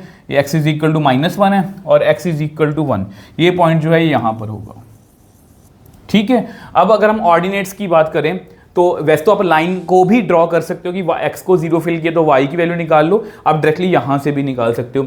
-1, तो ये पॉइंट अप्रॉक्सीमेटली आप रफ आइडिया लगा सकते हो कि यहाँ पर होगा, ये होगा जी -1, सॉरी ये यहाँ पर नहीं होगा, ये नीचे होगा -1, ये पॉइंट कितना है -1, और ये पॉइंट कितना है 1,5। तो 1,5 अप्रॉक्सीमेटली, तो हमें रफ आइडिया लेना होता है, रफ डायग्राम ही बनानी होती है। तो ये रहा जी आपका, ठीक है। तो इस लाइन को अब ड्रॉ कर लेते हैं इस तरह से। अब ये जो लाइन है बेसिकली बच्चे इस तरह से बनेगी, ठीक है। थोड़ी सी अजीब है बट इसी तरह से बनेगी, ठीक। अब देखो अगर हम इन लाइंस को भी बना लें, ये लाइंस जो हैं x इज इक्वल टू -1 ये कुछ इस तरह से बनेगी, और x इज इक्वल टू 1 ये कुछ इस तरह से बनेगी, ये लाइन भी ऐसे बनेगी, ठीक है। अब देखो कौन सा एरिया हमें चाहिए, ठीक है। अब हमें कौन सा, find the area of the region bounded by line x axis और इन ऑर्डिनेट्स के बीच में। तो इन ऑर्डिनेट्स के बीच में कौन सा एरिया आ रहा है, अब देखो इन लाइन के बीच में और एक्स एक्सिस के बीच में और इन ऑर्डिनेट्स के बीच में ये वाला एरिया जो है ये आ रहा है, ये वाला एरिया जो है बच्चे हमारा आ रहा है, ठीक है। तो यहाँ पर ये वाला एरिया जो है, सॉरी ये भी है, मैं गलत रह गया, मैं भूल गया इसको। तो ये वाला एरिया भी हमें कैलकुलेट करना है। तो ये दोनों एरियाज जो है, अगर मैं इनको नाम लिखूँ, ये आपका एरिया जो है वो A1 है, ठीक है, ये एरिया आपका A2 है। तो दोनों एरियाज जो हैं वो हमें कैलकुलेट करने हैं, ठीक है। मोस्टली अब देखो इस क्वेश्चन में क्या करना है, अब क्योंकि एरिया जो है वो हमारा एक्स एक्सिस के अराउंड है, हमने कर्व्स पहचान ली, पॉइंट ऑफ इंटरसेक्शन निकाले, डायग्राम बन गई। अब एरिया कैसे निकालना है, अब क्योंकि एक्स एक्सिस के अराउंड है तो हम वर्टिकल स्ट्रिप का ही यूज़ करेंगे वाई डी एक्स, ठीक है। अब देखो हमें वाई डी एक्स का यूज़ करना है, तो लेफ्ट टॉप से हम स्टार्ट करेंगे। तो लेफ्ट टॉप हम जो है बच्चे वो यहाँ से स्टार्ट करें, from where the area starts, यहाँ से एक बार स्टार्ट करते हैं और यहाँ से लेके यहाँ तक हम जाएंगे, बिना इंटरप्शन के यहाँ तक हम जाएंगे, ठीक है। तो आपको पता है कि इसके मुझे नीचे वाला सारा एरिया जो है वो मिल जाएगा, एक्स एक्सिस तक का सारा एरिया जो है वो मिल जाएगा। कौन सा एरिया है हमारा, A2। तो अगर मैं A2 की बात करूँ तो A2 कैसे निकालूंगा, मैं किसके अलॉन्ग गया बच्चे ये येलो लाइन के अलॉन्ग। येलो लाइन कौन सी है, देखो इसको कैसे लिखेंगे, YL dx, और मेरी लिमिट्स कितनी है, x यहाँ पर कितना, ये पॉइंट हमें निकालना पड़ेगा। आपको पता है x एक्सिस पर ये पॉइंट कितना होगा, ये पॉइंट हमें निकालना पड़ेगा, क्योंकि ये -1 है, ये पॉइंट हमें, तो बच्चे ये पॉइंट जो है ये हमें निकालना पड़ेगा। अब आपको पता है ये येलो लाइन है, ठीक है। अब येलो लाइन जो है ये एक्स एक्सिस को टच कर रही है, क्रॉस कर रही है। तो अगर येलो लाइन एक्स एक्सिस को टच कर रही है तो इसका मतलब y वहाँ पर 0 होगा, y is equal to 3x+2। तो y 0 फिल कर दो, 3x+2 तो 3x इज इक्वल टू -2, तो x कितना आ गया -2/3। तो ये पॉइंट जो है बच्चे -2/3 है बेसिकली, ठीक है। ये पॉइंट कितना है -2/3, 0, ठीक है। और कहाँ तक जा रहे हैं हम, x को 1 तक जा रहे हैं। तो ये है जी आपका, तो y की वैल्यू कितनी है -2/3 1, और 3x प्लस 2 dx। ये आपका एरिया 2 है। ठीक है, अब एरिया 1 की बात कर लेते हैं। अब एरिया 1 कैसे कैलकुलेट करेंगे? अब एरिया 1 देखो बच्चे, एरिया 1 के लिए हम यहाँ से स्टार्ट हुए थे, तो यहाँ से नीचे आ जाओ, यहीं से नीचे आ जाओ। तो मैं किसके अलॉन्ग आया? मैं एरिया 1 निकालने के लिए मैं किसके अलॉन्ग आया? लाइन के अलॉन्ग ही आया। ठीक है, मैं कहाँ से कहाँ तक आया? मैं वही -2/3 से लेके मैं कहाँ तक गया? x की वैल्यू कहाँ पर? -1 है। अब इसमें एक बात का ध्यान रखोगे आप, इसमें एक बात का ध्यान रखोगे, क्योंकि एरिया जो है ये x एक्सिस के नीचे है, तो उसका मॉड लगाना प्लीज़ भूलना मत, नहीं तो आपकी वैल्यू जो है वो माइनस में आएगी। ठीक है, तो अब आपको पता है कि एरिया 1 कैसे निकालेंगे हम? -2/3 मॉड -2/3 -1, लाइन वही है हमारी 3x प्लस 2 dx। ठीक है, अब दोनों एरियाज को मैं नेक्स्ट पेज पे कैलकुलेट कर लेता हूं। तो एरिया 1 की बात करते हैं। एरिया 1 आपको पता 3x प्लस 2 की इंटीग्रेशन कितनी होगी? 3x² 2 की कितनी होगी? 2x। और यहाँ पर लिमिट्स हमारी कितनी है? लिमिट्स हैं जी हमारी -2/3 से -1। ठीक है, -2/3 से -1 और ऊपर क्या है? मॉड s के साथ। ठीक है, पहले -1 फिल करते हैं। तो -1 फिल करोगे, ये बन जाएगा 3/2 -2 अपर लिमिट माइनस लोअर लिमिट। इसमें आप फिल करोगे 3/2 और ये कितना बनेगा? 4/9। 2 2 ज़ा 3 3 ज़ा, तो ये बेसिकली 2/3 बन जाएगा। ठीक है, 2/3 -4/3। ठीक है जी, तो अपर लिमिट माइनस लोअर लिमिट मैंने जो है वो फिल कर दी। ठीक, इसको एरो कैलकुलेट करते हैं, ये मॉड है यहाँ पर। तो ये कितना बनेगा? एरिया 1, तो 2 2 ज़ा 4 -1/2 और ये कितना बन गया? -2/3 माइनस माइनस प्लस 2/3 मॉड। तो इसका सॉल्व कर लो, -3 + 4/6, बेसिकली इसका आंसर कितना आ गया? 1/6 आ गया। तो ये एरिया कितना आ गया? 1/6। अब सेम वे से बच्चे हम एरिया 2 भी कैलकुलेट कर लेते हैं। एरिया 2 था हमारा सेम वही इंटीग्रेशन 3x² प्लस 2x और लिमिट्स कितनी थी हमारी? -2/3 से 1। अपर लिमिट फिल करेंगे तो 3/2 + 2 आएगा, माइनस लोअर लिमिट फिल करोगे तो सेम ही आंसर आएगा, तो 2/3 -4/3। ठीक है, तो यहाँ पर बच्चे अगर एरिया 2 को सॉल्व करोगे तो ये कितना बन जाएगा? ये बन जाएगा 7/2। ठीक है, और ये वही माइनस माइनस प्लस 2/3। इसको भी सॉल्व कर लो, तो 21 + 4/6 तो 25/6। तो हमारा रिक्वायर्ड एरिया बच्चे कितना आएगा? रिक्वायर्ड एरिया, तो रिक्वायर्ड एरिया होगा हमारा A1 + A2, तो ये बन गया 1/6 + 25/6, ये बन गया 26/6। तो कट कर लो 13 और 3, मतलब इसका आंसर बच्चे कितना आ गया? 13/3। और ये हमारा आंसर जो है यस बिल्कुल एक्यूरेट है। इसमें मुझे बताओ क्या मुश्किल था? जस्ट हमने डायग्राम बनाई, जस्ट एरिया को ध्यान से देखना है, left top right bottom please याद रखना। नेक्स्ट क्वेश्चन की बात करते हैं। एग्जाम्पल 4। ऐसे कोई बहुत से क्वेश्चन आपको पेपर में बच्चे आ सकते हैं। अब देखो क्या लिखा हुआ, find the area bounded by the curve y = cos x between x = 0 and 2π। अब आपको बस cos का ये पता होना चाहिए कि बच्चे cos जो होता है, देखो cos जो होता है 0 1 होता है और 90 कितना होता है? 0 होता है। ठीक है, cos 90 कितना होता है? 0 होता है। सेम वे से cos का आपको यही पता होना चाहिए, cos फर्स्ट क्वाड्रेंट में पॉजिटिव होता है और फोर्थ क्वाड्रेंट में पॉजिटिव होता है। तो इसी वे से बच्चे आपको इसका, ये मैंने आपको सब कुछ करवाया था वैसे इनवर्स ट्रिग्नोमेट्री में। अब आपको पता है बच्चे, ये है आपकी वैल्यू 1, ठीक है, और यहाँ पर है आपका 0। cos 0 पर कितना होता है? 1। cos 90 पे कितना होता है? 0। ठीक है, सेम वे से cos पाई कितना होता है? -1। ये बच्चे कितना है? -1। और ये कितना आएगा? 3π/2, अगेन 0 आएगा और यहाँ पर कितना बनेगा? 2π। तो इस तरह से बच्चे ये हमारा एरियाज हैं, ये हमारे एरियाज हमें कैलकुलेट करना है, ये आपको पता होने चाहिए। तो यहाँ पर कितने एरियाज बन गए? पहला एरिया ये बन गया, ठीक है, क्योंकि हम इकट्ठा कैलकुलेट नहीं करेंगे। दूसरा एरिया ये बन गया, तीसरा एरिया ये बन गया। बहुत से बच्चे क्या करते हैं, देखो ये एरिया 1 है, ये एरिया 2 है। बहुत से बच्चे डायरेक्टली ना क्या करते हैं, cos x को डायरेक्टली इंटीग्रेट किया 0 से लेकर 2π तक, उनका आंसर गलत आएगा। हम इसको पार्ट्स में करेंगे। सबसे पहले एरिया 1 हम निकालेंगे। एरिया 1 हम कैसे निकालेंगे? ये जाएंगे हम यहाँ पर, देखो बच्चे ऑब्वियस एक्स एक्सिस पर एरिया कैलकुलेट करना है, तो 0 से लेके π/2 तक, और हमारी कर्व कौन सी है? cos x dx। cos का डेरिवेटिव होता है माइनस साइन, तो cos की इंटीग्रेशन साइन होती है। ठीक है, इसको याद कर लेना, 0 से π/2। तो अपर लिमिट फिल कर दो, sin 90 माइनस साइन 0, sin 90 1 होता है, sin 0 0 होता है, तो एरिया 1 आ गया। सेम वे से एरिया 2 कैलकुलेट कर लो। एरिया 2 कैसे कैलकुलेट होगा? इसमें हम जा रहे हैं π/2 से लेके 3π/2 तक, π/2 से लेके 3π/2 तक। सेम cos x dx कैसे लिखेंगे, एक चीज़ का भूल मत जाना, मॉड, क्योंकि ये नीचे है, ठीक है। तो यहाँ पर क्या लिखेंगे sin x, और यहाँ पर लिमिट्स इसकी फिल कर लेना। लिमिट्स कितनी है, तो π/2 से लेके 3π/2 तक, ठीक है। तो sin 3π/2 माइनस साइन π/2। अगर आपको ट्रिग्नोमेट्री में कोई भी डाउट है बच्चे, मैं आपको हमेशा बोलता हूँ, मेरी एक वीडियो है 15-20 मिनट में मैंने ट्रिग्नोमेट्री बहुत अच्छे से सिखाई है। साइन 390 कितना होता है, मतलब 270 कितना, -1, ये 1 हो गया, कितना आ गया -2 मतलब +2 आ गया।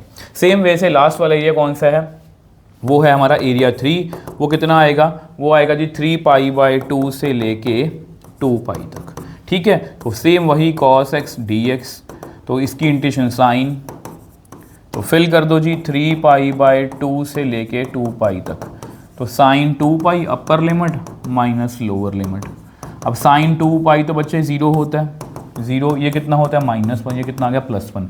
तो तीनों एरियाज, रिक्वायर्ड एरिया हमारा कितना आ गया, कंप्लीट एरिया, तीनों को जोड़ दो, 1 + 2 + 1, कितना आंसर आ गया 4। तो ये आपको बच्चे किसी भी तरह से आ सकता है, ये आपको MCQs में भी आ सकता है, किसी भी हिसाब से वो पूछ सकते हैं। आओ नेक्स्ट क्वेश्चन पर चलते हैं। अब देखो ये आपकी एक्सरसाइज का क्वेश्चन है, find the area under the given curves and given lines, ठीक है। अब पहले पार्ट की अगर हम बात करें, इस पहले पार्ट की अगर हम बात करें, y = x², x = 1, x = 2। हमें पता है कि ये लाइंस कौन सी हैं, हमें पता है ये कर्व कौन सी, कर्व को पहचान लो, एक स्क्वायर, एक सिंगल पावर, पैराबोला। अब आपको पता है x डबल पावर में होगा, x डबल पावर पॉजिटिव है, एक पॉजिटिव एक नेगेटिव, x डबल पावर यहाँ पर पॉजिटिव यहाँ पर नेगेटिव, या अपवर्ड पैराबोला हमारा बनेगा। तो इसलिए मैंने इसकी डायग्राम जो है वो बच्चे पहले से बना रखी है, ठीक है। अब बात करते हैं y = x², ठीक है। तो ये हमारा जो है पैराबोला तो बन गया। अब उसके बाद x = 1 लाइन कैसे बनेगी, x = 1 अगर लाइन मैं बनाऊं तो x = 1 लाइन जो है वो यहाँ पर बनेगी, ठीक है, ठीक है। और x = 2 लाइन जो है वो यहाँ पर बनेगी, ये लो, ठीक है, ये आपको पता होना चाहिए, ठीक। तो यहाँ पर आप लिख लो, ये x = 1 लाइन है और ये x = 2 लाइन है, ठीक। आपको पता है बच्चे ये पॉइंट, देखो वैसे इसका पॉइंट ऑफ इंटरसेक्शन निकालने की नीड नहीं है, बट अगर आपको फिर भी लगता है कि सर मुझे ये पॉइंट ऑफ इंटरसेक्शन चाहिए, मैं क्यों नहीं पॉइंट ऑफ इंटरसेक्शन निकाल रहा, क्योंकि इसमें ना मुझे पता है, चलो बाद में बताता हूँ पहले। अब देखो क्या है, find the area of the region under the given curves given lines, जो पैराबोला और इन लाइन और एक्स एक्सिस के बीच में है। तो आपको पता है कि यही वाला एरिया मुझे दिख रहा है, ठीक है। अब मुझे पता है कि एक्स एक्सिस के ऊपर एरिया निकालना, मुझे हॉरिजॉन्टल स्ट्रिप लगानी है, सॉरी वर्टिकल स्ट्रिप लगानी है। वर्टिकल स्ट्रिप मतलब y dx, मतलब x को वेरी करना है। और यहाँ पर मुझे क्लियरली पता है कि x की वैल्यू 1 होगी, y की वैल्यू जो मर्जी हो। अगर आपको फिल भी करना है x = 1, तो y कितना आएगा, 1 का स्क्वायर मतलब 1, तो y की वैल्यू भी 1 आ जाएगा, 1,1। तो ये पॉइंट बेसिकली कितना है, 1,1। सेम वे से अगर आपको ये पॉइंट भी निकालना है वो भी निकाल सकते हो। x को 2 फिल कर लो, तो y कितना आएगा, 2 का स्क्वायर मतलब 4, तो 2,4। तो ये पॉइंट कितना है, 2,4। इसके बिना भी मतलब कि हमारा जो है वो टाइम पास हो जाना था, क्योंकि हमें x को ही वेरी करना है। अब ठीक है, अब एरिया हमने निकाल लिया। अब कैसे निकाल लेंगे, अब आपको पता है, लेफ्ट टॉप से हम वर्टिकल स्ट्रिप लगानी है, लेफ्ट टॉप, लेफ्ट और टॉप इसका ये है। तो यहाँ से हम स्टार्ट करेंगे और यहाँ से लेके मैं यहाँ तक गया बिना ब्रेक के, और यहाँ तक मैं ये नीचे वाला मुझे सारा एरिया मिल जाएगा, और यही मेरा रिक्वायर्ड एरिया है। अभी बहुत मतलब कि ये समझ लो कि ये सिंपल क्वेश्चन है कि इसमें हमें एरिया प्लस या माइनस करना नहीं आ रहा, मैं वो सब कुछ सिखाऊंगा आपको, बट ट्रस्ट मी यही बेसिक है हमारा, ठीक है। तो हम किसके अलॉन्ग गए, हम गए जी पैराबोला, ये येलो किसके अलॉन्ग गए, पैराबोला के अलॉन्ग, ठीक है। और x की वैल्यू 1 से लेके कहाँ तक गई, 2 तक। अब पैराबोला की इक्वेशन कितनी है, x² dx 1 से लेके 2 तक। तो एरिया कितना आएगा बच्चे, x³/3, और लिमिट्स फिल कर दो 1 से लेके 2 तक। 1/3 बाहर निकाल लो, 2 का क्यूब कितना होगा, -1 का क्यूब। अब 2 का क्यूब होगा जी 8, 8 - 1, तो कितना आंसर आ गया हमारा, 7/3। तो ये बच्चे हमारा आंसर है, ठीक है। अगर हम इस बच्चे इस कर्व की बात करें तो इसको नेक्स्ट पेज में दिखाता हूँ मैं आपको। ये कितनी है, y = x⁴, ठीक है। अब आपको इससे घबराना नहीं है कि सर हमने तो ये कर्व पढ़ी नहीं है, x is equal to 1 and x is equal to 5, तो इससे बच्चे हमें घबराना नहीं है बिल्कुल भी, इससे बच्चे हमें बिल्कुल भी घबराना नहीं है। तो मैं यहाँ पर लिख देता हूँ y is equal to x की पावर 4 था, ठीक है। मैं जस्ट आपको दिखा देता हूँ x is equal to 1, x is equal to 5। तो अगर कई बार आपको लगे कि ये कर्व तो हमने पढ़ी नहीं है, तो कोई भी सिंपली कुछ भी घबराना नहीं है बच्चे, आपको जस्ट क्या करना है, आप ऐसा करो, इसमें ना एक बॉक्स बना लो। आप क्या करो, x और y की वैल्यूज फिल करो, x और y, x को 0 फिल किया तो y 0 आ रहा है, x को 1 फिल किया y 1 आ रहा है, x को 2 फिल किया y कितना आ रहा है, 2 की पावर 4 कितना होगा 16, 2 2 यस, 3 फिल किया 3 3 9 9 81 आएगा। इस तरह से वैल्यूज कुछ आ रही हैं, ठीक है। तो यानी कि कुल मिला के अगर आप देखो y कभी भी नेगेटिव नहीं आएगा, तो ये बिल्कुल पैराबोला की तरह बिहेव करेगा, तो इसकी डायग्राम भी जो है वो इसी तरह से बनेगी, ठीक है। तो सेम वे से बच्चे x इज इक्वल टू 1 ये लाइन होगी, ठीक है, x इज इक्वल टू 1, ठीक, और ये x इज इक्वल टू 5, और सेम वही हमें एरिया जो है, सेम वही एरिया जो है वो हमें कैलकुलेट करना है। तो आप खुद से कर सकते हो, ये आपका होमवर्क है। आपको पता है इसकी इंटीग्रेशन कितनी होगी, x 5/5, तो कुछ मुश्किल नहीं है, ये क्वेश्चन आपको खुद से करके देखना है। आई होप यहाँ तक आपको क्लियर है। देखो बच्चे, अगर हम नेक्स्ट क्वेश्चन की बात करें तो बिल्कुल भी हमें इस क्वेश्चन से घबराना नहीं है। Draw the sketch of y is equal to mod x plus 3, evaluate this, ठीक है। ये क्वेश्चन आपको किसी भी और तरीके से भी पेपर में आ सकता है, इसको बहुत ध्यान से करना है। देखो सबसे पहले बच्चे इसमें क्या करना है हमें, देखो आपको ना मॉड फंक्शन के बारे में पता होना चाहिए। जैसा कि मैं मॉड फंक्शन हमेशा आपको समझाता हूँ कि ये प्लस, इसकी वैल्यू हमेशा ये मॉड ऐसे बिहेव करता है कि अगर ये 0 से बड़ा तो प्लस x आएगा, अगर ये 0 से छोटा है तो इस तरह से। ये मॉड फंक्शन की बेसिक डेफिनेशन है। अब इस मॉड को हम कहते, इसको मैं ब्रेकिंग पॉइंट बोलता हूँ, ठीक है। अब इस मॉड फंक्शन को हमें कैसे तोड़ना है, इसको हम ऐसे तोड़ेंगे, मॉड x प्लस 3। मैं हमेशा बच्चों को यही सिखाता हूँ कि जहाँ पर x है वहाँ पर लिखो प्लस x प्लस 3, ये मॉड x है, ये मॉड x है, ये मॉड x प्लस 3 है। और यहाँ पर क्या लिखोगे, x प्लस 3, जहाँ पर भी बेसिकली x है ना उसको x प्लस 3 से रिप्लेस कर दो। यहाँ पर minus x plus 3 less than 0। अगर आप इसको ध्यान से देखोगे, इसको उधर लेके जाओगे तो x जो है वो -3 से बड़ा है, यहाँ पर x जो है वो -3 से छोटा है। तो ये मिल गया जी हमें ब्रेकिंग पॉइंट। ये मैंने आपको इंटीग्रेशन में भी समझाया था, रिलेशन फंक्शन में भी समझाया था, मॉड के क्वेश्चन कंटिन्यूटी डिफरेंशिएबिलिटी में भी आते हैं, तो इसलिए ब्रेकिंग पॉइंट निकालना आपको बच्चे आना चाहिए, ठीक है। अब इसके बाद बच्चे ऑब्वियसली इसको स्केच ग्राफ पे बनाना है, तो मॉड फंक्शन वैसे हमेशा ग्राफ जो है वो ऐसे बनता है, क्योंकि मॉड की वैल्यू नेगेटिव तो कभी होती नहीं है, ठीक है। बट फिर भी इसको बनाना है तो कैसे करेंगे, सबसे पहले ऐसा करो, लेट x जो है वो -3 या -3 से बड़ा नंबर ले लो। तो मैं ऐसा कहता हूँ कि x को -3 लो, तो y कितना आएगा, y आएगा इसके अकॉर्डिंग -3 + 3 कितना आया 0।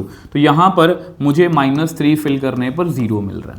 सेम वे से ऐसा करो, x को -2 फिल करो, है ना, -3 से बड़ा -2 है, तो y कितना आएगा, -2 + 3, तो कितना आएगा 1। तो यहाँ पर यानी कि -2 फिल करने से हमें 1 मिल रहा है।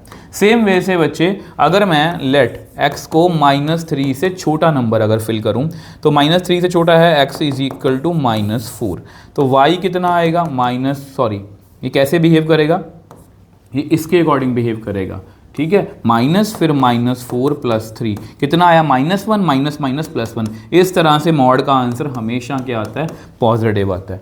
x को ऐसा करो -5 भी फिल कर लो, ठीक है।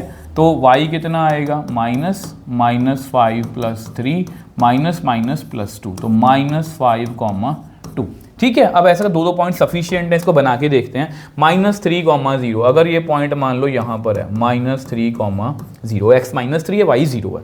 नेक्स्ट -2,1, तो ये पॉइंट जो है वो यहाँ पर होगा -2,1, ठीक है। जस्ट मैंने एक रफ आइडिया से इस लाइन को जो है वो ड्रॉ कर लिया। ये लाइन हमेशा ऐसे ही बनेगी, ठीक है। अब वैसे मुझे पता है क्योंकि मेरे पास ग्राफ नहीं है, ये लाइन भी ऐसे ही बनेगी। मैं आपको दिखा देता हूँ कैसे, ठीक है। ये देखो, अब देखो इस पॉइंट को अगर देखना हो तो चेक कर सकते हो, -4,1 ये पॉइंट यहीं पर होगा। आप इसको बना के देखोगे ना, एग्जैक्टली सेम बनेगा। -5,2 ये पॉइंट यहाँ पर होगा। तो इस तरह से बच्चे ये स्ट्रेट लाइन, मतलब इस तरह से ये वी शेप में बनेगा। मॉड फंक्शन हमेशा इसी तरह से बिहेव करता है, ठीक है। जैसा कि मैं बताया पेपर में किसी भी और तरह से क्वेश्चन आ सकता है, वो भी बताऊंगा। इतना हो गया, हमें इसको इवैल्यूएट करना है। अब जब बच्चे इसको इवैल्यूएट करना है ना, हमें देखो इसको इवैल्यूएट करना है, तो जब भी मैंने आपको ना वैसे जिन्होंने मेरी इंटीग्रेशन वाली वीडियो देखी है, ठीक है, मैं हमेशा ये समझाया कि मॉड वाले क्वेश्चन बहुत ही इंपॉर्टेंट है और इसमें हमें यही देखना होता है कि ब्रेकिंग पॉइंट से इसको तोड़ना है। अगर आपको नहीं भी पता तो भी मैं आपको बता देता हूँ, इसको तोड़ दो बस, -6 से लेके -3 तक तोड़ दो, क्योंकि -3 इसका ब्रेकिंग पॉइंट है। और यहाँ पर लिखो mod x + 3, फिर लिखो जी प्लस -3 से लेके 0 तक, बस। अब इसके बाद हमें क्या करना है, हमें पता है कि -6 और -3 के बीच में ये -3 से छोटा नंबर हो गया, x की वैल्यू -3 से छोटी है, तो हमारा इसका आंसर आएगा -6 से -3 x + 3 dx, ठीक है। और -3 से बड़े नंबर्स के लिए इसका आंसर आएगा -3 से बड़े नंबर, इसका आंसर प्लस x + 3 आएगा। तो ये मॉड से बाहर आ गया। जैसे ही मॉड से बाहर आ गया, इसको इवैल्यूएट इंटीग्रेट कर दो बच्चे। तो इसका आंसर किस तरह से लिखेंगे, इसका आंसर हम बच्चे किस तरह से लिखेंगे, तो सबसे पहले इसकी इंटीग्रेशन होगी x² / 2 + 3x। यहाँ पर बच्चे माइनस था, माइनस मैंने बाहर लिख लिया, और ये लिमिट्स कितनी थी बच्चे, इसमें यहाँ माइनस है, इसकी लिमिट्स कितनी है, -6 से -3, -6 से -3 प्लस, फिर से वही लिखेंगे x² / 2 + 3x, और यहाँ पर लिखेंगे हम -3 से लेके 0 तक। तो इसका मैं आंसर, इसकी कैलकुलेशन में बच्चे मैं टाइम वेस्ट नहीं करने वाला, तो इसका आंसर बच्चे आएगा आपका 9। इसको आप खुद से सॉल्व कर लेना, ताकि वीडियो को ज़्यादा मतलब कि ये हो कि ऐसे फालतू में टाइम, आपको पता कि अपर लिमिट फिल करेंगे, लोअर लिमिट जब कर सकते हो, ठीक है। अब मैं आपको मेन पॉइंट बता देता हूँ कि ये क्वेश्चन जो है ये और किस तरह पेपर में आ सकता है। हो सकता है आपको वो ये बोल दें कि हो सकता है पेपर में आपको ये बोल दें कि x = 1, x = -4, मतलब ये वाला ऑर्डिनेट, और x = -2 के बीच में एरिया कैलकुलेट कर दो। तो ये वाला एरिया जो है, ये भी आपको कैलकुलेट करना आ सकता है इस तरह से, ठीक है। तो इस तरह के क्वेश्चन पेपर में आ सकते हैं, इसलिए मॉड का आपको क्लियर होना चाहिए कि मॉड के क्वेश्चन भी आपको पेपर में आ सकते हैं। बट ये क्वेश्चन जिस तरह से मैंने उसी तरह से इसको सॉल्व कर लिया। आ जाओ नेक्स्ट क्वेश्चन पे चलते हैं। नेक्स्ट क्वेश्चन देखो बच्चे, find the area bounded by the curve y = sin x between 0 से लेकर 2π तक। ये वैसे एक्चुअल में मैं आपको पहले ही करवा चुका हूँ, ये मैं आपको बेसिकली पहले ही करवा चुका हूँ, बट फिर भी मैं आपको दिखा देता हूँ। ये देखो जी, मैंने आपको स्टार्टिंग में ना ये पॉइंट समझाने के लिए समझाया था कि इस तरह से एरिया 1 और एरिया 2, ठीक है। अब इसको कंप्लीटली एक बार सॉल्व कर ले, जल्दी सॉल्व कर लेते हैं, ताकि किसी भी तरह का हमारे मन, देखो ट्रिग्नोमेट्री को लेकर कोई भी डाउट नहीं होना कि बहुत ज़्यादा मुश्किल क्वेश्चन बच्चे नहीं आने वाले, बहुत आसान है बच्चे। ये देखो y = sin x, अब आपको 0 से लेकर 2π तक। अब इसमें भी मैंने ये ग्राफ पहले बना रखा है, आपको पता है बच्चे, आपको पता है ये जो वैल्यू होती है ये होती है 1, आपको पता है ये 90 है, sin 90 कितना होता है 1, ठीक है, और sin 0 कितना होता है 0 होता है, और sin π कितना होता है 0, sin 3π/2, ये कौन सा थर्ड क्वाड्रेंट में sin कितना होता है नेगेटिव, मतलब -1, और sin 2π अगेन कितना होता है 0। अब यहाँ पर अगर हम एरिया की बात करें तो ये हमारा एक एरिया आ गया, ठीक है, और ये हमारा सेकंड एरिया आ गया, ठीक है। अगर हम यहाँ पर दोनों एरियाज़ की बात करें, ये एरिया 1 है तो एरिया 2 है। इसमें क्या गलती नहीं करनी बच्चे, इसमें क्या गलती नहीं करनी, आपको पता है सर आपने सिखाया था एक ही बार में हमें कैलकुलेट नहीं करना, ठीक है। इसलिए मैं हमेशा आपको ग्राफ बनवा रहा हूँ। बहुत से बच्चे करते हैं इसमें शॉर्टकट मारने की कोशिश करते हैं, तो ध्यान रखना इस बात का, ठीक है। तो एरिया 1 कैसे कैलकुलेट करेंगे, 0 से लेके पहले जाएंगे पाई तक, ठीक है, और sin x dx, साइन का डेरिवेटिव कॉस होता है, साइन की इंटीग्रेशन -cos x होती है, ठीक है। cos x 0 से लेके पाई तक, तो -cos π -cos 0, तो cos π -1 है, तो ये कितना बन गया बच्चे, +2 बन गया, ठीक है। नेक्स्ट एरिया कैसे कैलकुलेट करेंगे, एरिया 2। एरिया 2 के लिए क्या करेंगे, पाई से लेके हम 2π तक जाएंगे, sin x dx, और यहाँ पर क्या लगाएंगे, मॉड साइन की इंटीग्रेशन माइनस यहाँ पर cos x, और लिमिट्स फिल कर दो पाई से लेके 2π तक, तो कितना बच्चे आएगा, -cos π -cos 2π, ये मॉड साइन। cos π कितना होता है बच्चे, -1, cos 2π 1 होता है, तो ये कितना बन गया, ये बन गया -2 -2 ये इस तरह से आ गया। तो रिक्वायर्ड एरिया कितना आ गया, रिक्वायर्ड एरिया कितना आ गया, 2 + 2 मतलब 4। तो ये बच्चे आपका आंसर है। तो तो ये बच्चे आपका आंसर है। तो इस तरह की गलती आप दोबारा पेपर में नहीं करोगे कि जब भी नीचे वाला एरिया कैलकुलेट करना है तो मॉड लगाना है और एक ही बार में इसका एरिया जो है वो कैलकुलेट नहीं करना। आ जाओ नेक्स्ट क्वेश्चन पर, the area bounded by y is equal to, अब ये देखो ये कर्व नहीं है, y is equal to x cube, जैसा ये कर्व तो हमने नहीं पढ़ी, x axis and ordinates x is equal to -2 and x is equal to 1। तो इसके लिए हमें कुछ नहीं करना बच्चे, इसके लिए हमें कुछ नहीं करना, y is equal to x cube है ना, इसको बस जस्ट एक बना लो, एक बॉक्स बना लो, उसमें थोड़े से पॉइंट्स लिख लो, थोड़े से पॉइंट लिख लो। जैसे मैं यहाँ पर लिखने वाला हूँ कि अगर मैं x को 0 फिल करूँगा तो y 0 आएगा, x को 1 फिल किया तो y 1 आया, x को 2 फिल किया तो y 8 आया। अब माइनस भी फिल कर लो कि ये स्क्वायर नहीं है, ठीक है। अगर x को मैंने -1 फिल किया तो -1 आया, -2 फिल किया तो -8 आया। बस इससे आपको थोड़ा सा आइडिया लग जाएगा कि हमारा ग्राफ जो है वो कैसा बनने वाला है, ठीक है। ऑर्डिनेट्स हमारे कौन कौन से हैं, ऑर्डिनेट्स हमारे हैं x इज इक्वल टू -2 और x इज इक्वल टू 1, ठीक है। अब देखो ये मैंने ग्राफ पहले से आपके लिए बना रखा है, अगर आप ध्यान से देखो ये पॉइंट कितना है, ये पॉइंट बच्चे कितना है, ये पॉइंट है आपका 0 0, ठीक है।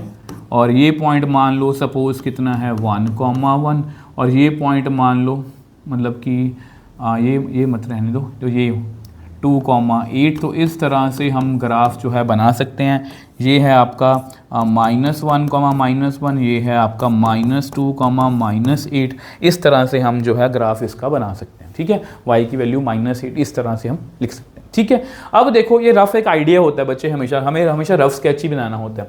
तो x इज इक्वल टू -2, तो x इज इक्वल टू -2 जो है बच्चे वो लाइन जो है वो इस तरह से बनेगी, आपको पता है x is equal to -2 line जो है वो इस तरह से बनेगी, ठीक है। इसको थोड़ा सही कर लेते हैं। तो x is equal to -2 line हमारी बन गई। अब x इज इक्वल टू 1 वो लाइन कहाँ पर बनेगी, वो लाइन यहाँ पर, ये रही, ये देखो जी। और हमें पॉइंट ऑफ इंटरसेक्शन निकालने की भी नीड जो है वो नहीं है, ठीक है, क्योंकि ऑब्वियस सी बात है वो पॉइंट्स पहले से ही हमने बना लिए। अब देखो बच्चे कौन सा एरिया कैलकुलेट करना है, इनके बीच का और एक्स एक्सिस, ठीक है। तो ये वाला एरिया बच्चे यहाँ रहा, बहुत इंपॉर्टेंट क्वेश्चन है बच्चे, ये बहुत इंपॉर्टेंट क्वेश्चन, आई होप ये आपको समझ में आया होगा, ठीक है। अब देखो बच्चे, अब आपको पता हमें एरिया कैलकुलेट करना, सब कुछ हमने कर लिया, CPDA एरिया कैलकुलेट करना लास्ट स्टेप है। अब एरिया कैलकुलेट करने के लिए कौन सा स्टेप लगाएं बताओ प्लीज, कमेंट सेक्शन में लिखना कौन सा स्टेप लगाएं। सर क्योंकि एक्स एक्सिस के अराउंड एरिया कैलकुलेट करना है तो हम यहाँ पर वर्टिकल स्टेप का यूज करेंगे, मतलब YDX। वर्टिकल स्टेप का मतलब क्या है कि लेफ्ट टॉप से हम स्टार्ट करेंगे। तो आओ स्टार्ट करते हैं यहाँ से। तो ये लेफ्ट है आपका एरिया का, यहाँ पर मैं फर्स्ट क्वाड्रेंट की बात कर रहा हूँ, हमेशा फर्स्ट क्वाड्रेंट में डील किया करो। फर्स्ट क्वाड्रेंट में ये लेफ्ट है और लेफ्ट का टॉप ये वाला है, तो मैं यहाँ से लेके यहाँ तक गया। तो हमारा एरिया कैसे आएगा बच्चे, हमारा एरिया आएगा y, मैं कर्व कौन सी है हमारी, ये कर्व का नाम कुछ भी रख लो यार, कर्व है, ठीक है, C लिख लिया मैंने, dx। तो मैं x जो है मेरा वेरी 0 से लेके 1 तक वेरी कर रहा है, 0 से लेके 1 तक, ठीक है। तो मेरा ये वाला एरिया सारा आ गया, तो ये वाला सारा एरिया मेरे कैलकुलेट कर लिया, ठीक है। अब देखो हम क्या, हमारा ऐसा करो पहले इसी को कैलकुलेट करते हैं। ये हमारा एरिया 1 है, ये हमारा एरिया 1 है, ठीक है। इसको कैसे कैलकुलेट करेंगे, कर्व कितनी है, y is equal to x cube dx cube, ठीक है। अब आपको पता है 0 से 1 तक इंटीग्रेशन करनी है, इसकी इंटीग्रेशन कितनी होगी, x/4, लिमिट्स इसमें फिल कर दो 0 से लेके 1 तक। तो कितना आएगा 1/4 - 0, दैट मीन्स 1/4। ये एरिया 1 आ गया। अब ऐसा करते हैं, अब जहाँ पर हमने छोड़ा था वहीं से हम स्टार्ट करेंगे, ठीक है। तो मैं इसके अलॉन्ग आ गया नीचे तक, यहाँ तक। मैं किसके अलॉन्ग आया, बच्चे एरिया 2 निकालने के लिए मैं यहाँ से, मुझे यहाँ तक का ये सारा एरिया मिलेगा, ये वाला सारा एरिया मिलेगा मुझे, ठीक है। ये है आपका एरिया 2। तो एरिया 2 जो है मैं ऑब्वियस बात कर्व के अलॉन्ग आया, ठीक है। कर्व के अलॉन्ग मैं कैसे आया, 0 से लेके -2 तक आया। और क्योंकि ये नीचे है तो मुझे मॉड लगाना है। आपको पता है x³ dx 0 से लेके -2 मॉड, इसकी इंटीग्रेशन कितनी होगी, x/4 0 से लेके -2 तक। और यहाँ पर हमें मॉड भी लगाना है, ठीक है। ऐसा करते हैं, इसको यहाँ पर रहने देते हैं, इसको यहाँ पर रहने दो, ठीक है। तो इसका एरिया कैसे आएगा, x/4 लिमिट्स फिल कर लो 0 से -2 और मॉड कितना आएगा बच्चे भाई, इसको -2 फिल करना, तो कितना आएगा, -2 का 4 पावर 16/4, तो मतलब 4 आ गया -0, उस ऊपर मॉड है। तो ये हमारा रिक्वायर्ड एरिया बच्चे कितना आ गया, रिक्वायर्ड एरिया कितना आ गया, एरिया 1 + एरिया 2। तो रिक्वायर्ड एरिया बच्चे आया 1/4 + 4, तो आ गया 17/4। तो ये हमारा बच्चे आंसर है। यस, बिल्कुल एक्यूरेट है। तो ये क्वेश्चन बच्चे बहुत ज़्यादा इंपॉर्टेंट है, बहुत ध्यान से करना है ये क्वेश्चन, बहुत ध्यान से करना है। मतलब इस तरह के क्वेश्चन ना पेपर में अक्सर ही पूछे जाते हैं। यहाँ पर जस्ट आप कंसेप्ट समझो कि किस तरह से क्वेश्चन जो है कुछ नहीं है। अभी तक मेरे को बताओ कि क्या आपने कुछ इंटीग्रेशन का ऐसा कुछ पढ़ लिया कि आपको लगे कि ये हमसे नहीं हो पाएगा, ये इंटीग्रेशन हमसे सॉल्व नहीं हो पाएगी। सब कुछ कर सकते हो, बस आपकी थोड़ी सोच जो है वो पॉजिटिव होनी चाहिए। तो बच्चों अगर हम नेक्स्ट क्वेश्चन की बात करें ना, अगर अब आपके पास नई एनसीईआरटी है ना, तो ये आपका लास्ट क्वेश्चन है। मतलब हमने सभी क्वेश्चंस कर लिए हैं। बट एज अ टीचर मुझे ऐसा लगता है कि सीबीएसई ने यहाँ पर बहुत सारी गड़बड़ की है कि बहुत सारे इंपॉर्टेंट क्वेश्चन जो सिलेबस का पार्ट है वो सीबीएसई ने एनसीईआरटी में से हटा दिए हैं। बट ट्रस्ट में बच्चे उन क्वेश्चंस को मैंने इंक्लूड किया ताकि आपको एक एक कंसेप्ट क्लियर हो। एनसीईआरटी देखो, वन शॉट का मतलब भी यही है कि आपको हर एक चीज़ एक ही वीडियो में अच्छे से क्लियर होनी चाहिए। तो इस क्वेश्चन की बात कर लेते हैं। बहुत अच्छा क्वेश्चन है, बहुत बहुत बहुत ज़्यादा इंपॉर्टेंट है, क्योंकि ये कर्व जो है ये आपको थोड़ी सी परेशान कर सकते हैं अगर आप पहली बार देखोगे। x = 1, x = -1 को आप जानते हो। अगर हम इसको देखें, मैंने आपको अभी अभी मॉड फंक्शन सिखाया है। तो मॉड फंक्शन कहता है कि मॉड के दो आंसर हैं, x और यहाँ पर +x अगर x 0 से बड़ा है, और यहाँ पर x और यहाँ पर -x अगर x 0 से छोटा है। तो यानी कि हमारा फंक्शन जो है बच्चे वो कैसे बन गया, x² अगर x 0 या 0 से बड़ा है, और ये -x² अगर x 0 से छोटा है। ठीक है, तो देखा जाए तो y = x² एक पैराबोला है। ठीक है, बट ये कंप्लीट पैराबोला नहीं है, क्योंकि यहाँ पर हमें सिर्फ और सिर्फ x की पॉजिटिव वैल्यूज़ को फिल करना है, सिर्फ पॉजिटिव वैल्यूज़ को फिल करना है, मतलब 0 से बड़ी वैल्यूज़ को। अगर आप x को 0 फिल करोगे तो y 0 आएगा, x को 1 फिल करोगे तो y जो है 1 आएगा, x को 2 फिल करोगे, मतलब ये पैराबोला तो है, बट ये जो है ये मतलब देखो आपको पता है y = x²। एक सिंगल पावर में, एक डबल पावर में पैराबोला तो है। अब x जो है वैसे बता रहा हूँ आपको, x² है, x मतलब उसके दो आंसर हैं, तो ये अपवर्ड पैराबोला बनेगा। बट क्योंकि यहाँ पर सिर्फ पॉजिटिव वैल्यूज़ की बात हो रही है, x की नेगेटिव वैल्यूज हमें कंसिडर नहीं करनी, तो ये पैराबोला हमारा कुछ इस तरह से बनेगा। ठीक है, ये पैराबोला हमारा इस तरह से बनेगा। अगर हम इस पैराबोला की बात करें, y = -x², हमें पता है कि अगर ये अपवर्ड है तो ये डाउनवर्ड, ये पैराबोला जो है ये डाउनवर्ड बनेगा। बट यहाँ पर दिक्कत क्या है कि x की वैल्यू 0 से छोटी होनी चाहिए, मतलब 0 से पीछे नेगेटिव नंबर फिल करने, ये वाली यहाँ पर नहीं आएगी। तो ये ग्राफ जो है हमारा कुछ इस तरह से बनेगा। तो ये ग्राफ मैंने पहले से बना रखा है, ये देखो, ये देखो, ये सिर्फ ये हमारा कौन सा पोर्शन है, अगर आप इसको ध्यान से देखो, ये वाला पोर्शन है हमारा y = x², और ये वाला पोर्शन कौन सा है, y = -x²। ये क्लियर है। अब हमें क्या निकालना है, देखो ऑलमोस्ट इसका ग्राफ जो है वो पिछले क्वेश्चन के जैसा ही है, अगर आप देखो ध्यान से। ठीक है, बट क्वेश्चन अलग अलग हैं, बहुत आसान है, बहुत आसान है। क्वेश्चन अलग अलग हैं बट क्वेश्चन करने में सेम है। अब देखो आपको पता है वो x = -1, अगर हम इस लाइन को देखें x = -1, x = -1 लाइन को बना लेते हैं, तो ये यहाँ पर कहीं पर होगी। ठीक है, अब सेम डिस्टेंस पर ही x = कौन सी होगी, 1, x = 1, ये देखो ये सेम ही होगा। ठीक है, नॉर्मली कई बार क्या होता है, तो ये सेम ही होगा बच्चे। ठीक है, तो मैं सेम इसलिए बोल रहा हूँ। तो अब हमें कौन सा एरिया कैलकुलेट करना है, हमें ये वाला एरिया कैलकुलेट करना है, जो देखो जो इस कर्व्स के, और थोड़ा सही करके बना लेता हूँ इसको, कोई रफ स्केच ही होता है ये हमेशा। ठीक है, तो ये वाला एरिया जो है ये बेसिकली हमें कैलकुलेट करना है। ठीक है, यहाँ पर आपको मैं टिप भी दे सकता हूँ। देखो यहाँ पर भी मैं ये देखो इस क्वेश्चन से और उस क्वेश्चन में आपको समझाऊंगा। देखो इस क्वेश्चन में हमने क्या किया था, सेम चीज़ है, हमने एरिया 1 कैलकुलेट किया, हमने एरिया 2 कैलकुलेट किया। ठीक है, अब यहाँ पर क्योंकि ये डायग्राम जो है, देखो डायग्राम ये भी सिमेट्रिकल है, जैसे ऊपर है ये वैसे ही नीचे है। तो अगर यहाँ पर बेसिकली यहाँ पर x की वैल्यू कितनी है, -2, यहाँ पर x की वैल्यू 1 थी, अगर आप कोऑर्डिनेट्स को देखोगे। अब इससे क्या कि ये एरिया बड़ा हो गया, ये छोटा हो गया। अगर आप इसको देखोगे तो ये वाला एरिया, अगर आप यहाँ पर देखो ध्यान से बच्चे, x = -1 है, और ये कितनी है, x = 1।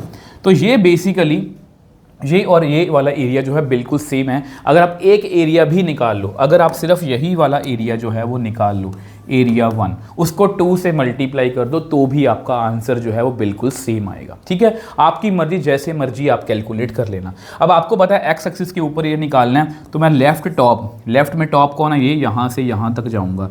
ये मैं किसके अलॉन्ग गया, ये मैं गया जी पैराबोला का एरिया निकाल, क्योंकि पैराबोला के अलॉन्ग गया, ये पैराबोला ये हमारा। ठीक है, तो इससे मुझे क्या मिलेगा, मुझे नीचे तक का सारा एरिया जो है वो मिल जाएगा। ठीक है। अब आप कहोगे सर आपको ये पॉइंट ऑफ इंटरसेक्शन नहीं पता, हमें इतना तो पता है ना बच्चे, यहाँ पर x की वैल्यू कितनी है 1, अगर आप x को 1 फिल करोगे तो y भी कितना आएगा 1 ही आएगा। तो यानी कि मुझे बेसिकली 0 से, आपको पता है ये पॉइंट होता है 0,0, तो 0 से लेके 1 तक जाना है। और पैराबोला की इक्वेशन कितनी है हमारी, ये पॉजिटिव साइड की बात कर रहा हूँ, कितनी है x² dx 0 से 1, तो कितना आएगा x³ 3 और 0 से 1, तो इसका आंसर आएगा बच्चे 1/3। ठीक है, अगर हम देखो इसको 2 से मल्टीप्लाई कर दो, आपका आंसर 2/3 आ गया। मैं जस्ट आपको कैलकुलेट करके दिखा देता हूँ कि यस इसको ऐसे भी किया जा सकता है। अब ऐसा को जहाँ से छोड़ा था यहीं से स्टार्ट करो, यहाँ से लेके मैं यहाँ तक गया और सेम एरिया मुझे यही वाला एरिया निकालना है। ये कौन सा एरिया आपका A2।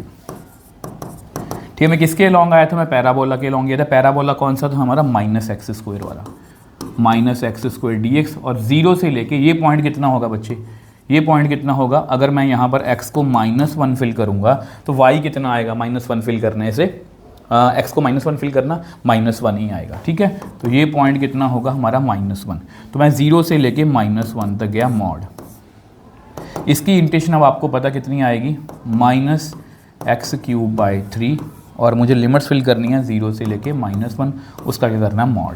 तो कितना बच्चे आएगा 1/3, तो बाहर ही निकाल लो, -1/3 + 1/3, तो बेसिकली इसका आंसर 1/3 आएगा। तो रिक्वायर्ड एरिया हमारा कितना आया, एरिया 1 + एरिया 2, दैट मीन्स 1/3 + 1/3 = 2/3, जो मैंने आपको पहले बोला था। तो यहाँ पर हमारी नई एनसीईआरटी के सारे क्वेश्चंस खत्म हैं। ठीक है, अब यहाँ पर मैंने कुछ एक्स्ट्रा क्वेश्चन, और ये मैंने एक्स्ट्रा क्वेश्चन ऐसा नहीं है कि कहीं बाहर से उठाए हैं, मेरे अकॉर्डिंग ये एनसीईआरटी में होने चाहिए। ये पुरानी एनसीईआरटी का क्वेश्चन है और ये क्वेश्चन बहुत ज़्यादा इंपॉर्टेंट है। ठीक है, अब देखो इसको कैसे करना है। ठीक है, अब देखो इसको कैसे करना है। सबसे पहले एरिया ऑफ, बहुत इंपॉर्टेंट क्वेश्चन है, अभी तक हमने जितने भी क्वेश्चंस किए हैं उन सबसे इंपॉर्टेंट है ये। ठीक है, area of the region in the first quadrant by x axis. ठीक है, line y = x and circle. अब हमें बता दिया उन्होंने कि सर्कल है, एक लाइन है। सबसे पहले ऐसा करते हैं, सर्कल को लिखते हैं। तो सर्कल को जैसे ही आप लिखोगे, अब √32 है, ठीक है ना, तो चलो 32 लिख लो। अब इसको ढंग से लिख लो। अब आपको पता है कि सर्कल की स्टैंडर्ड फॉर्म बच्चे ये होती है, मैं आपको अच्छे से समझाऊंगा ये क्वेश्चन। इसको क्या लिख सकते हो, ये लिख सकते हो आप 2 × 2 4√2 का स्क्वायर, ये बन गया 4√2 का स्क्वायर। 4 4 16, 16 2 32। ठीक है, अब आपको पता है सर्कल का सेंटर कितना होगा 0 0, और रेडियस कितनी हो गई 4√2, ये हमें पहले पता होना चाहिए। ठीक है, उसके बाद कर लेते हैं कर्व की बात। कर्व कितनी है, y = x, इसको नंबर 2 देना दे दो आप।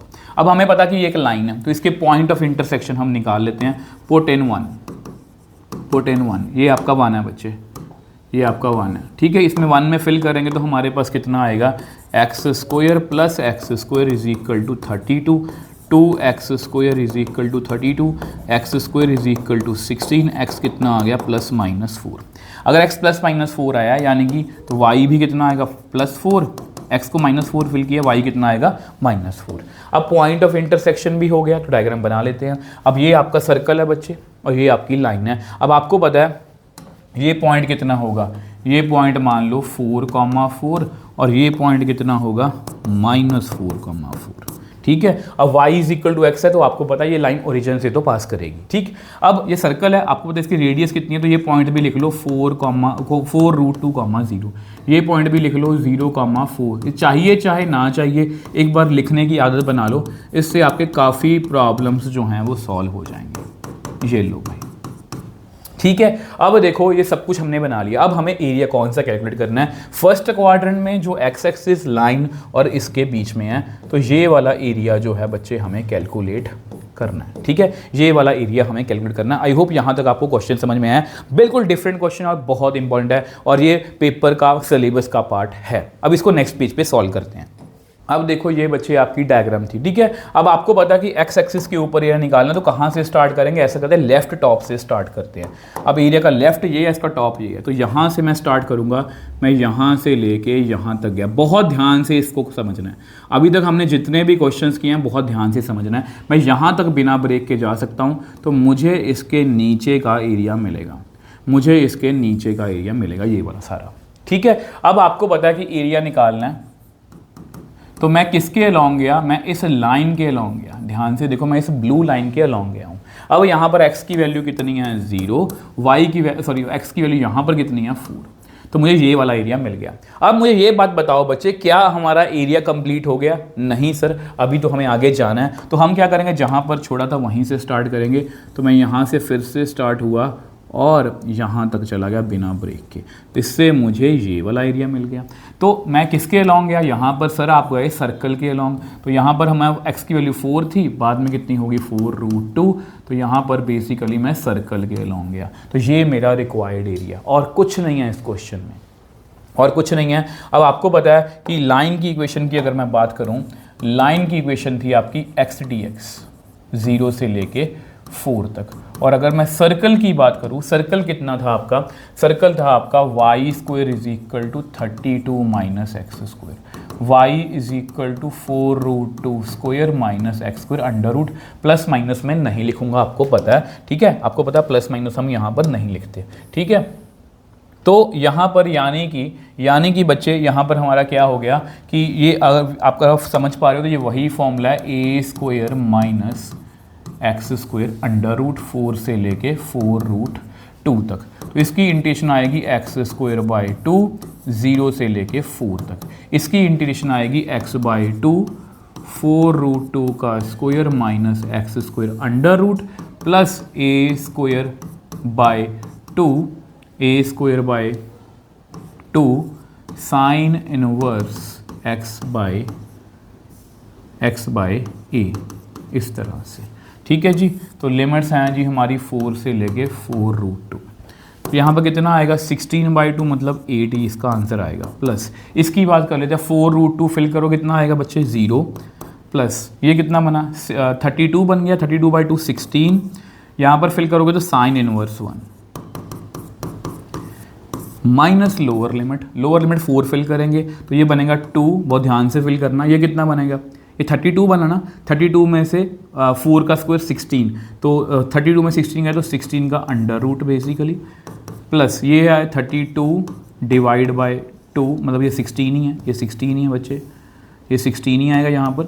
और ये कितना आएगा साइन इनवर्स 4 मतलब 1/√2। ये देखो जी हमने सारी वैल्यूज़ फिल कर ली।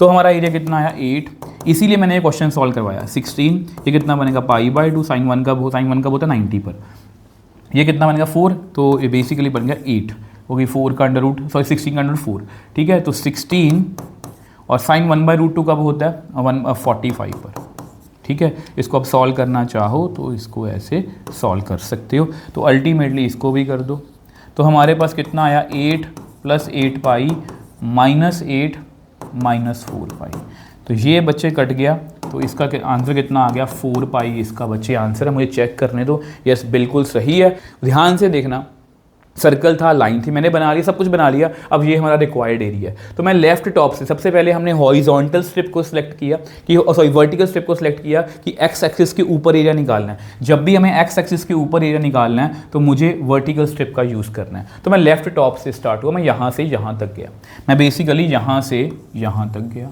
तो मुझे नीचे वाला सारा एरिया जो है बच्चे वो मिल गया। बट ये मेरा एरिया कंप्लीट नहीं हुआ, तो जहाँ पर मैंने छोड़ा था उससे मैं आगे चला गया। तो ये ये बाकी एरिया गया। इसमें मैंने क्या ध्यान रखा कि मैं लाइन के लॉन्ग गया था, इसमें मैंने क्या ध्यान रखा मैं सर्कल के लॉन्ग गया था। बस यही बात का आपको ध्यान रखना है और इसीलिए मैंने क्वेश्चन इंक्लूड किया है। अगर ये क्वेश्चन बच्चे आपको समझ में आया तो प्लीज़ वीडियो को लाइक और शेयर जरूर करना, क्योंकि ये क्वेश्चन आपको एग्जैक्टली पेपर में आ सकता है और ये कंसेप्ट वाइज बहुत इंपॉर्टेंट है। अब ये क्वेश्चन भी मोस्ट इंपॉर्टेंट क्वेश्चन है, ठीक है जी। अगर फिर भी आपको कोई डाउट है बच्चे, अगर आपको फिर भी लगता है कि कोई डाउट है, आप प्लीज़ मुझे नीचे कमेंट सेक्शन में पूछ सकते हो, ठीक है। तो यहाँ पर area bounded bye curve x² = 4y and line.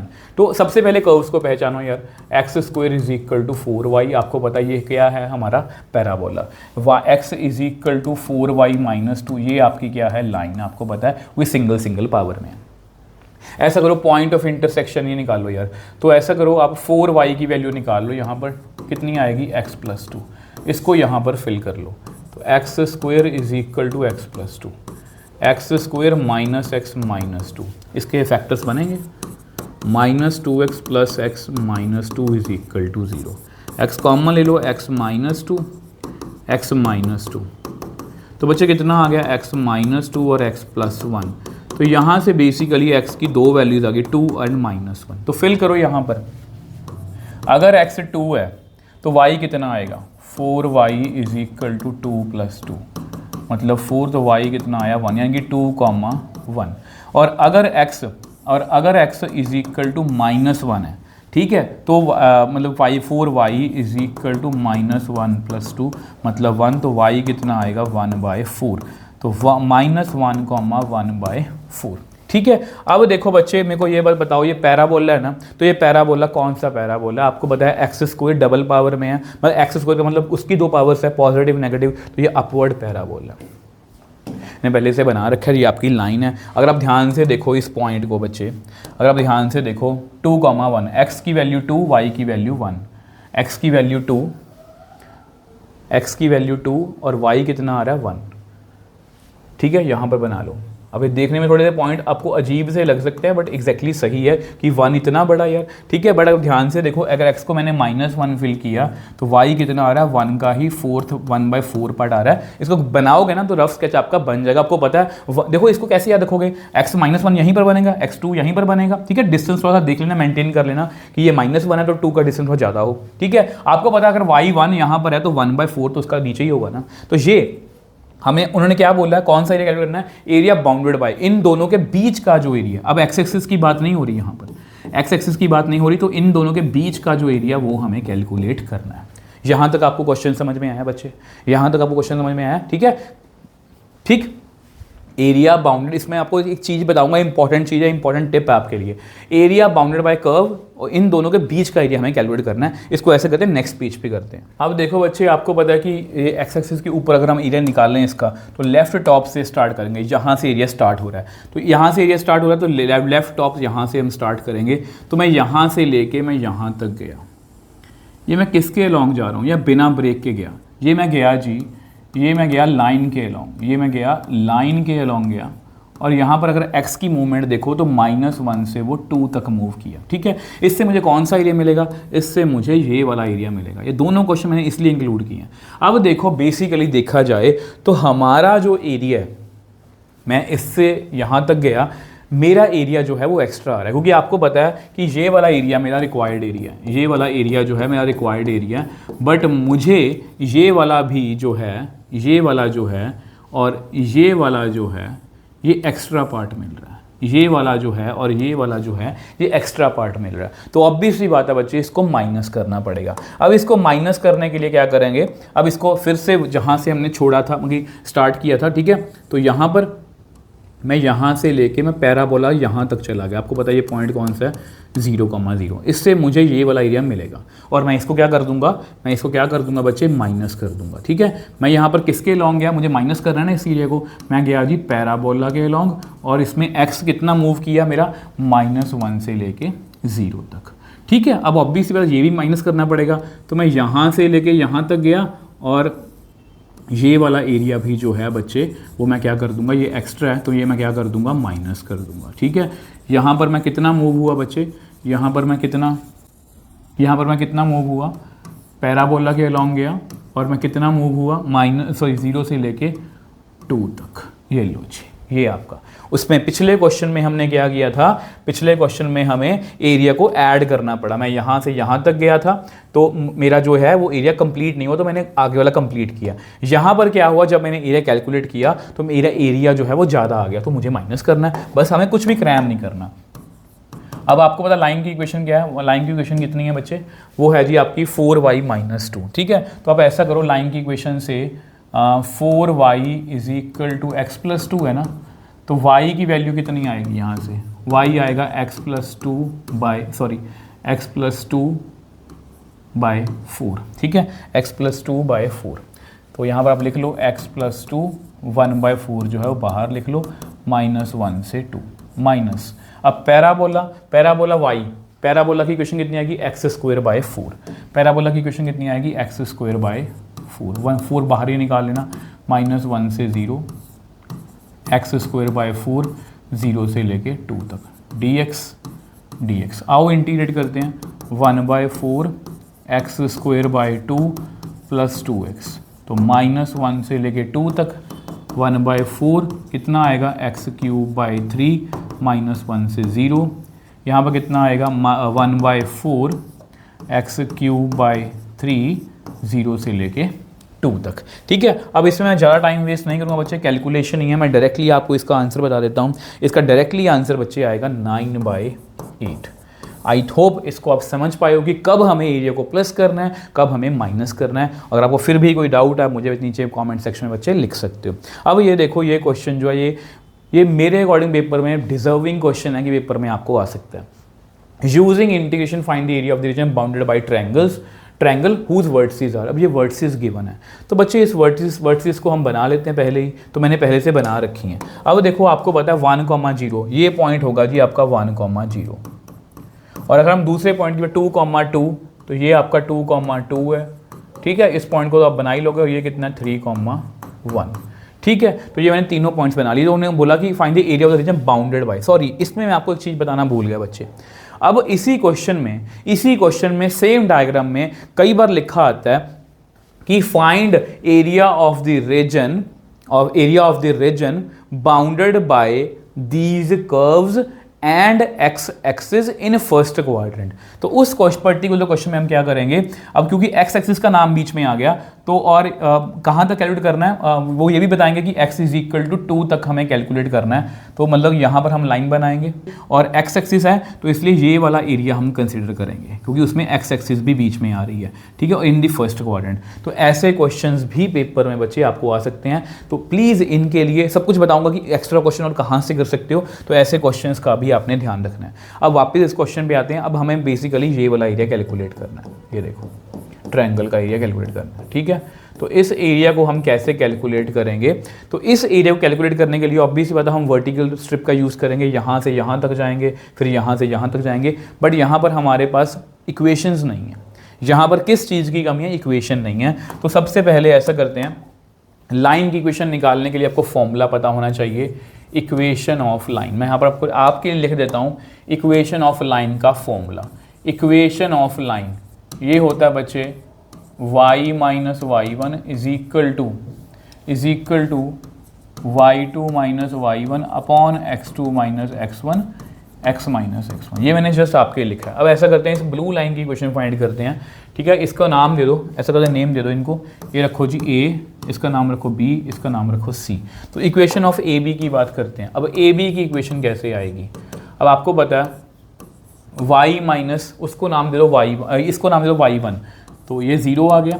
xy2 - y1 2 - 0 और x2 - x1 2 - 1 और x - x1।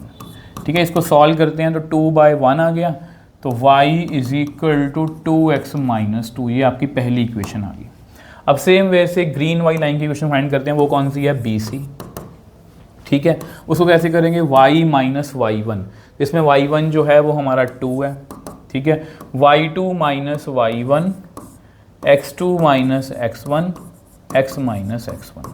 ये कितना बनेगा बच्चे, y - 2, ये कितना बना -1/1, तो -1 बना यहाँ पर x - 2। तो y = ये बना -x + 2 और ये उधर ले जाओ, ये +2 बन गया, तो y = 4 - x। ठीक है, अब येलो लाइन की इक्वेशन भी फाइंड कर लेते हैं। येलो लाइन कौन से, AC। तो y - y1, ठीक है, y2 - 1 - 0 3 - 1 x - x1। तो ये बन गया बेसिकली बच्चे y = 1/3 x - 1। तो तीनों इक्वेशंस हमने निकाल ली बच्चे। ठीक है, तीनों इक्वेशंस हमने निकाल ली। अब एरिया कैसे कैलकुलेट करना है उसको नेक्स्ट पेज पे करते हैं। तो देखो बच्चे, यहाँ पर मेरी गलती है, यहाँ पर 1/2 आएगा। ठीक है, अब ये डायग्राम जो है मैं नेक्स्ट पेज पे बना ली है, यहाँ पर मैंने बना ली है, ये इक्वेशंस लिख ली। अब एरिया कैसे कैलकुलेट करेंगे, लेफ्ट टॉप से हम स्टार्ट होंगे। तो लेफ्ट टॉप से अगर हम एरिया को स्टार्ट करें तो सबसे पहले एरिया निकालते हैं इससे। लेफ्ट टॉप से स्टार्ट होंगे, मैं यहाँ से लेके यहाँ तक गया, ठीक है। तो मैं किस अलॉन्ग के, मैं ब्लू लाइन के अलॉन्ग गया, ठीक है, ब्लू लाइन, मैंने ब्लू बनाई है इसलिए। तो यहाँ पर 1 से लेके 2 तक, x कहाँ से वेरी कर रहा है, 1 से लेके 2 तक।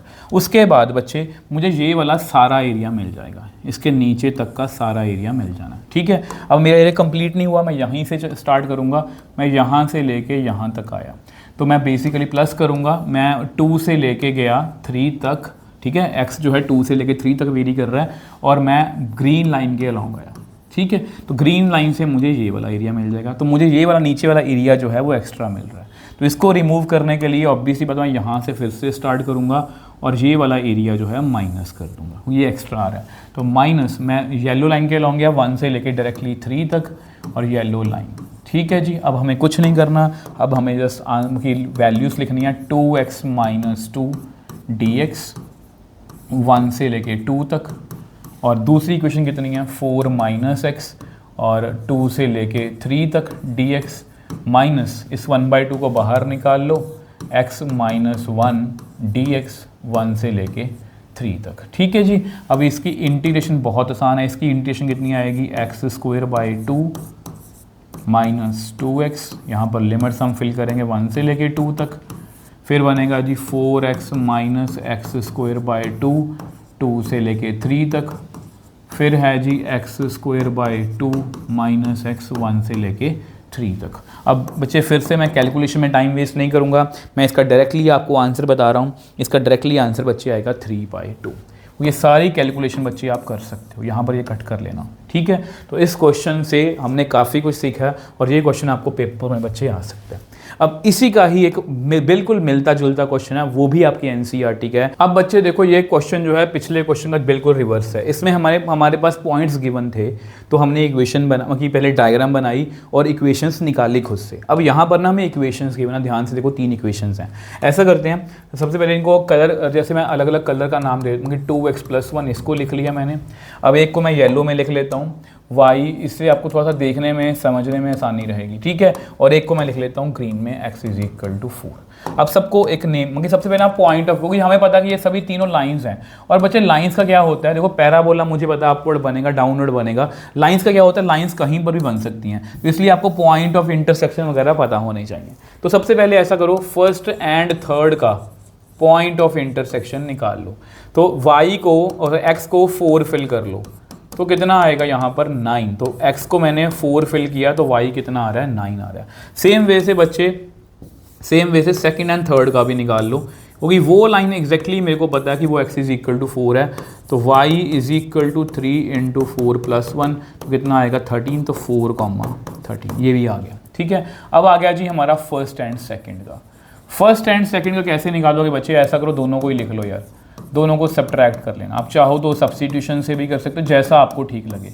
अब ये माइनस, ये माइनस, ये माइनस, अब ये कट गया, ये भी कट गया, तो बेसिकली -x = 0 आ गया। तो x = 0। अगर x 0 है तो किसी में भी फिल कर लो, किसी में भी फिल करोगे तो y कितना आएगा 1। तो 0, 1, तो तीनों पॉइंट ऑफ इंटरसेक्शन आ गए। तो 0, 1 यहाँ पर होगा, सपोज 0, 1 यहाँ पर है पॉइंट, x को 0 फिल किया तो y 1 आ रहा है, ठीक है। 4, 9, x को 4 फिल किया तो y 9 यहाँ पर कहीं पर होगा, ठीक है। 4, 9, और सेम वैसे 4, 13 इसी लाइन में यहाँ पर कहीं पर ऊपर होगा, इस तरह से, ठीक है। अगर मैं लाइंस बनाना देखो अब देखो आपको पता 4, 13 है। अब देखो लाइंस को बहुत ध्यान से बनाना है। अब आपको पता है 4, 13 और 0, 1 के बीच में, 4, 13 और 0, 1 के बीच में कौन सी लाइन कॉमन है, इनमें कॉमन है सेकंड लाइन, इनमें कॉमन है सेकंड में येलो लाइन। तो यहाँ पर बच्चे येलो लाइन बनेगी, यहाँ पर बच्चे येलो लाइन बनेगी, ये देखो, इस पर का ध्यान रखना, ठीक है। अब उसके बाद देखो ध्यान से 0, 1 और 4, 9 के 0, 1 और 4, 9 इनके बीच में कौन सी लाइन कॉमन है, इनमें फर्स्ट। तो फर्स्ट लाइन जो है बच्चे, इसमें फर्स्ट लाइन जो है यानी कि ब्लू वाली लाइन बनेगी यहाँ पर, तो ये बनेगी ब्लू वाली लाइन। और आपको वैसे तो पता ही है कि ग्रीन वाली लाइन तो ऐसे ही बननी थी, तो ये बनेगी जी आपकी इस तरह से। तो यहाँ पर हमारी एक ट्रायंगल जो है बच्चे वो फॉर्म हो चुकी है, ठीक है। यहाँ पर हमारी ट्रायंगल जो है फॉर्म हो चुकी है, और आपको पता है कि हमें ये वाला एरिया जो है वो कैलकुलेट करना। अब ये क्वेश्चन बिल्कुल सेम उसी क्वेश्चन की तरह है, तो जल्दी जल्दी से इसको करते हैं। ऐसा करते हैं, इसको नेक्स्ट पेज पे करते हैं। अब देखो बच्चे ये लाइंस मैंने बना ली हैं। सबसे पहले क्या करेंगे, लेफ़्ट टॉप से स्टार्ट होंगे, यहाँ से लेके मैं यहाँ तक जाऊँगा तो मुझे कौन सा एरिया मिलेगा, मुझे ये वाला सारा एरिया। बेसिकली मेरा सारा एरिया कंप्लीट ही हो गया, एक्चुअली एक्स्ट्रा एरिया ही आ गया। तो मेरा एरिया कैसे कैलकुलेट होगा, मैं येलो लाइन के अलॉन्ग गया, येलो लाइन, और मैं कहाँ से कहाँ तक गया, मैं 0 से लेके 4 तक गया। ठीक है, अब मुझे क्यों एक्स्ट्रा एरिया आ गया तो मुझे इसको रिमूव करना पड़ेगा। मैं यहाँ से लेके यहाँ तक गया तो ब्लू वाला एरिया मुझे माइनस करना पड़ेगा। तो ब्लू लाइन का एरिया मुझे माइनस करना पड़ेगा, 0 से लेके मैं 4 तक ही गया। ठीक है, अब इनकी इक्वेशंस लिख लो आप। अब इसकी इक्वेशन है आपकी 3x + 1 dx 0 से लेके 4 तक। इसकी इक्वेशन है आपकी 0 से लेके 4, ब्लू लाइन की 2x + 1। ये लो जी, अब दोनों की इंटीग्रेशन आपको आती है 3x² / 2 + x 0 से लेके 4 तक, 2x² / 2 + x 0 से लेके 4 तक। और इसका आंसर फिर से कैलकुलेट, टाइम वेस्ट नहीं करेंगे, तो इसका आंसर बच्चे जो आएगा वो आएगा जी 8। इसका आंसर कितना आएगा, 8। ठीक है, तो इस तरह से आप दोनों क्वेश्चंस जो कर सकते हो। अब आपका लास्ट क्वेश्चन है जो पेपर में एक बार नहीं बहुत बार पूछा गया। अब ध्यान से देखो, इस क्वेश्चन के पूछने को ढंग को देख के आपको लगेगा कि यस ये क्वेश्चन थोड़ा सा डिफरेंट है। तो ऐसे क्वेश्चंस को कैसे अटेम्प्ट करना है, find the area of the region, कुछ नहीं लिखा हुआ। अब ध्यान से देखो, सबसे पहले 1 बाय 1 करके बात करते हैं। यहाँ पर अगर आप देखो बच्चे, यहाँ पर उन्होंने क्या बोला है, अगर आप इसको ध्यान से इस चीज़ को ध्यान से देखो तो y = इसको इक्वलिटी में लिखो। अब आपको पता कि ये एक पैराबोला लग रहा है जिसमें एक स्क्वायर है, एक सिंगल पावर में पैराबोला है, बट ये थोड़ा सा डिफरेंट पैराबोला, आपको बताऊंगा। ठीक है, अब इस लाइन को देखो बच्चे, ये क्या लिखा हुआ, y = x + 1। ठीक है, अब इसको भी देख लो, x = 2, ये लो लिख लिया। अब हमें पता है, सबसे पहले हमें पता है, देखो बच्चे इसका अगर पैराबोला को देखो ध्यान से तो आपको पता है कि x² है तो मगी ये अपवर्ड पैराबोला ही है, बट क्योंकि यहाँ +1 है तो अब ऐसा करो, x को 0 फिल करना, तो y कितना आ रहा है, y आ रहा है 1। तो इस पैराबोला का जो वर्टेक्स है वो पता क्या होगा, इस पैराबोला का जो वर्टेक्स है वो आपका है 0,1। इस बात का आप ध्यान रखोगे। ये आपको स्पेशल बताया था कि स्पेशल पैराबोलास होते हैं जो नॉर्मली हमारे पैराबोलास जो हैं वो इस तरह से ही बनते हैं, बट ये पैराबोला जो है वो 0,1 से स्टार्ट होगा, मतलब थोड़ा सा ऊपर से स्टार्ट होगा, पहली बात। ठीक है, पहला चेंज हो गया। अब दूसरे चेंज की बात करते हैं। अब ऐसा करो, इस वैल्यू को यहाँ पर फिल कर लो, तो हमारे पास कितना आएगा, x + 1 = x² + 1।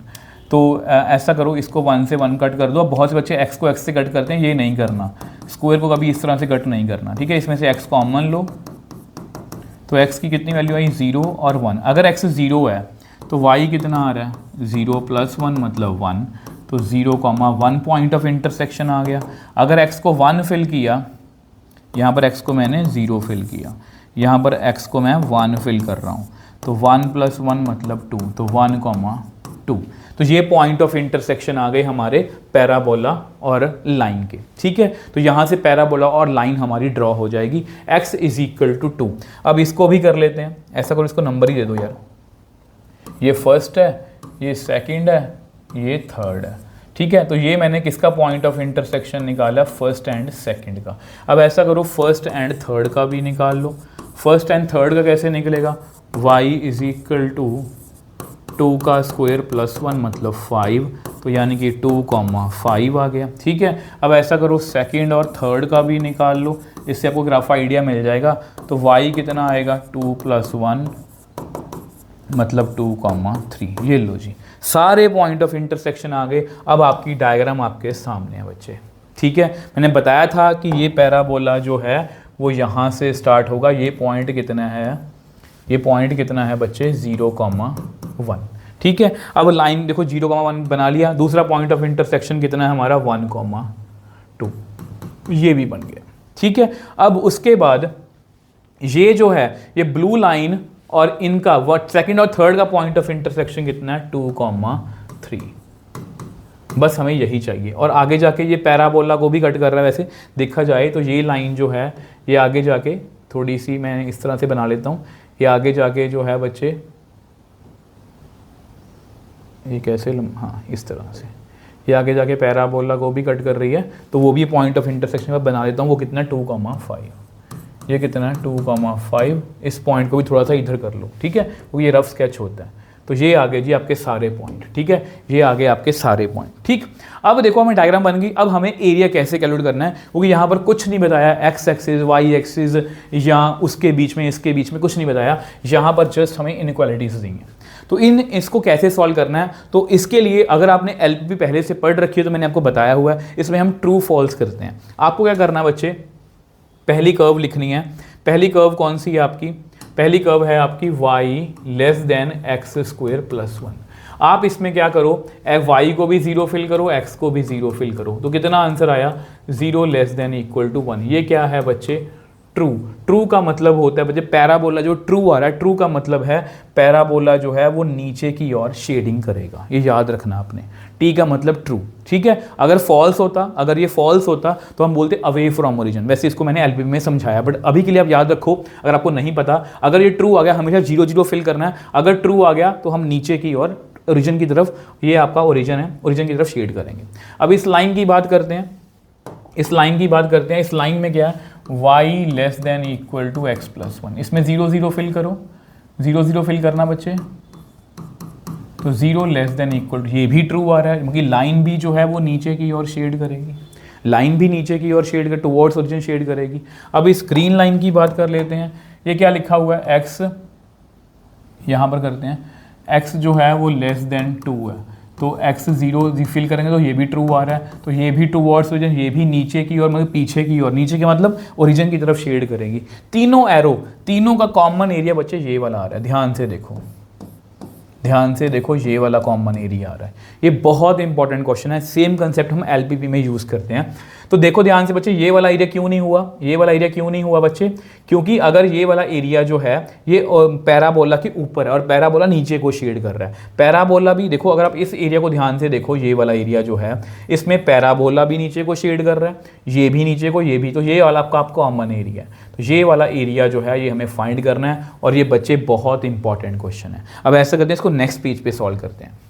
अब देखो ये बच्चे आपकी डायग्राम है, ठीक है। अब आपको पता है एक्स एक्सिस के ऊपर एरिया निकालना है, तो हम क्या करेंगे, लेफ्ट टॉप से स्टार्ट होंगे, यहाँ से मैं यहाँ से लेके यहाँ तक गया। मैं किसके अलॉन्ग गया, मैं गया भैया पैराबोला के अलॉन्ग, तो मुझे ये वाला एरिया मिला, ठीक है, तो ये वाला एरिया मिला। तो एरिया कैसे मिलेगा, मैं पैराबोला के अलॉन्ग गया, और अगर पैराबोला को देखो यहाँ पर x कितना है 0 और x यहाँ पर कितना है 1 है, ठीक है। मुझे ये वाला, मुझे एरिया कंप्लीट नहीं हुआ तो मुझे आगे भी जाना पड़ेगा, तो मैं आगे यहाँ से गया यहाँ तक, मुझे ये वाला एरिया मिल गया, मतलब मेरा एरिया जो है वो कंप्लीट हो गया। अब ये बेसिकली लाइन है, अब ये बेसिकली लाइन है, यहाँ पर मैं 1 से लेके 2 तक गया, ये लो जी, ठीक है। अब यानी कि बच्चे पैराबोला की इक्वेशन कितनी थी, पैराबोला की इक्वेशन हम ये लिखेंगे एक्स स्क्वायर प्लस 1। पैराबोला की इक्वेशन क्या लिखेंगे, एक्स स्क्वायर प्लस 1 0 से 1, और इसकी इक्वेशन क्या लिखेंगे, लाइन की कितनी थी 1 से लेके 2 तक, लाइन की इक्वेशन थी हमारी x प्लस 1। तो ये तो बहुत सिंपल है बच्चे, इंटीग्रेशन बताओ कितनी मुश्किल है, मगर बहुत ज़्यादा आसान है मेरे अकॉर्डिंग। x³ / 3 प्लस x 0 से लेके 1 तक, x² / 2 प्लस x 1 से लेके 2 तक। इसको सॉल्व भी कर लो, ये 1/3 प्लस 1 बनेगा -0। यहाँ पर भी सॉल्व कर लो, ये 2² 4 2 बनेगा प्लस 2 माइनस लोअर लिमिट। इस तरह से हम इसको सॉल्व कर सकते हैं। ये बन गया जी 4/3 प्लस ये बन गया 4, ये बन गया 3/2 माइनस 3/2, तो ये बन गया 4/3 प्लस 8 माइनस 3 5/2। सॉल्व करना 8 प्लस 15/6 तो 23/6। तो 23/6 बच्चे इसका आंसर है। और ये क्वेश्चन बच्चे एनसीईआरटी में नहीं है, नई एनसीईआरटी में नहीं है, पुरानी एनसीईआरटी में थे। तो पुरानी एनसीईआरटी के जितने भी अच्छे क्वेश्चन थे, जितने भी आपके सिलेबस के क्वेश्चन थे, वो सभी मैंने इस वीडियो में आपको करवाए हैं। और प्लीज़ इसमें क्या बात याद रखोगे, इसमें हमें ट्रू फॉल्स लगाना है। इसमें हमें क्या लगाना है, ट्रू फॉल्स। एक्स और वाई को हमेशा क्या फिल करेंगे, 0 0। अगर वो ट्रू हुआ तो टुवर्ड्स नीचे को, मतलब ओरिजिन की तरफ वो शेड करेगा। अगर वो फॉल्स होता तो वो अवे की तरफ शेड करता, क्योंकि तीनों जो है एरो वो कॉमन पोर्शन हमें शेड करना होता है। तीनों एरो जो है वो टुवर्ड्स ओरिजिन शेड कर रहे थे, तो मैंने ये वाला पिंक वाला एरिया जो है वो शेड कर लिया और इसका एरिया जो है वो निकाल लिया। तो बच्चे यहाँ पर वीडियो हमारी खत्म है, ठीक है।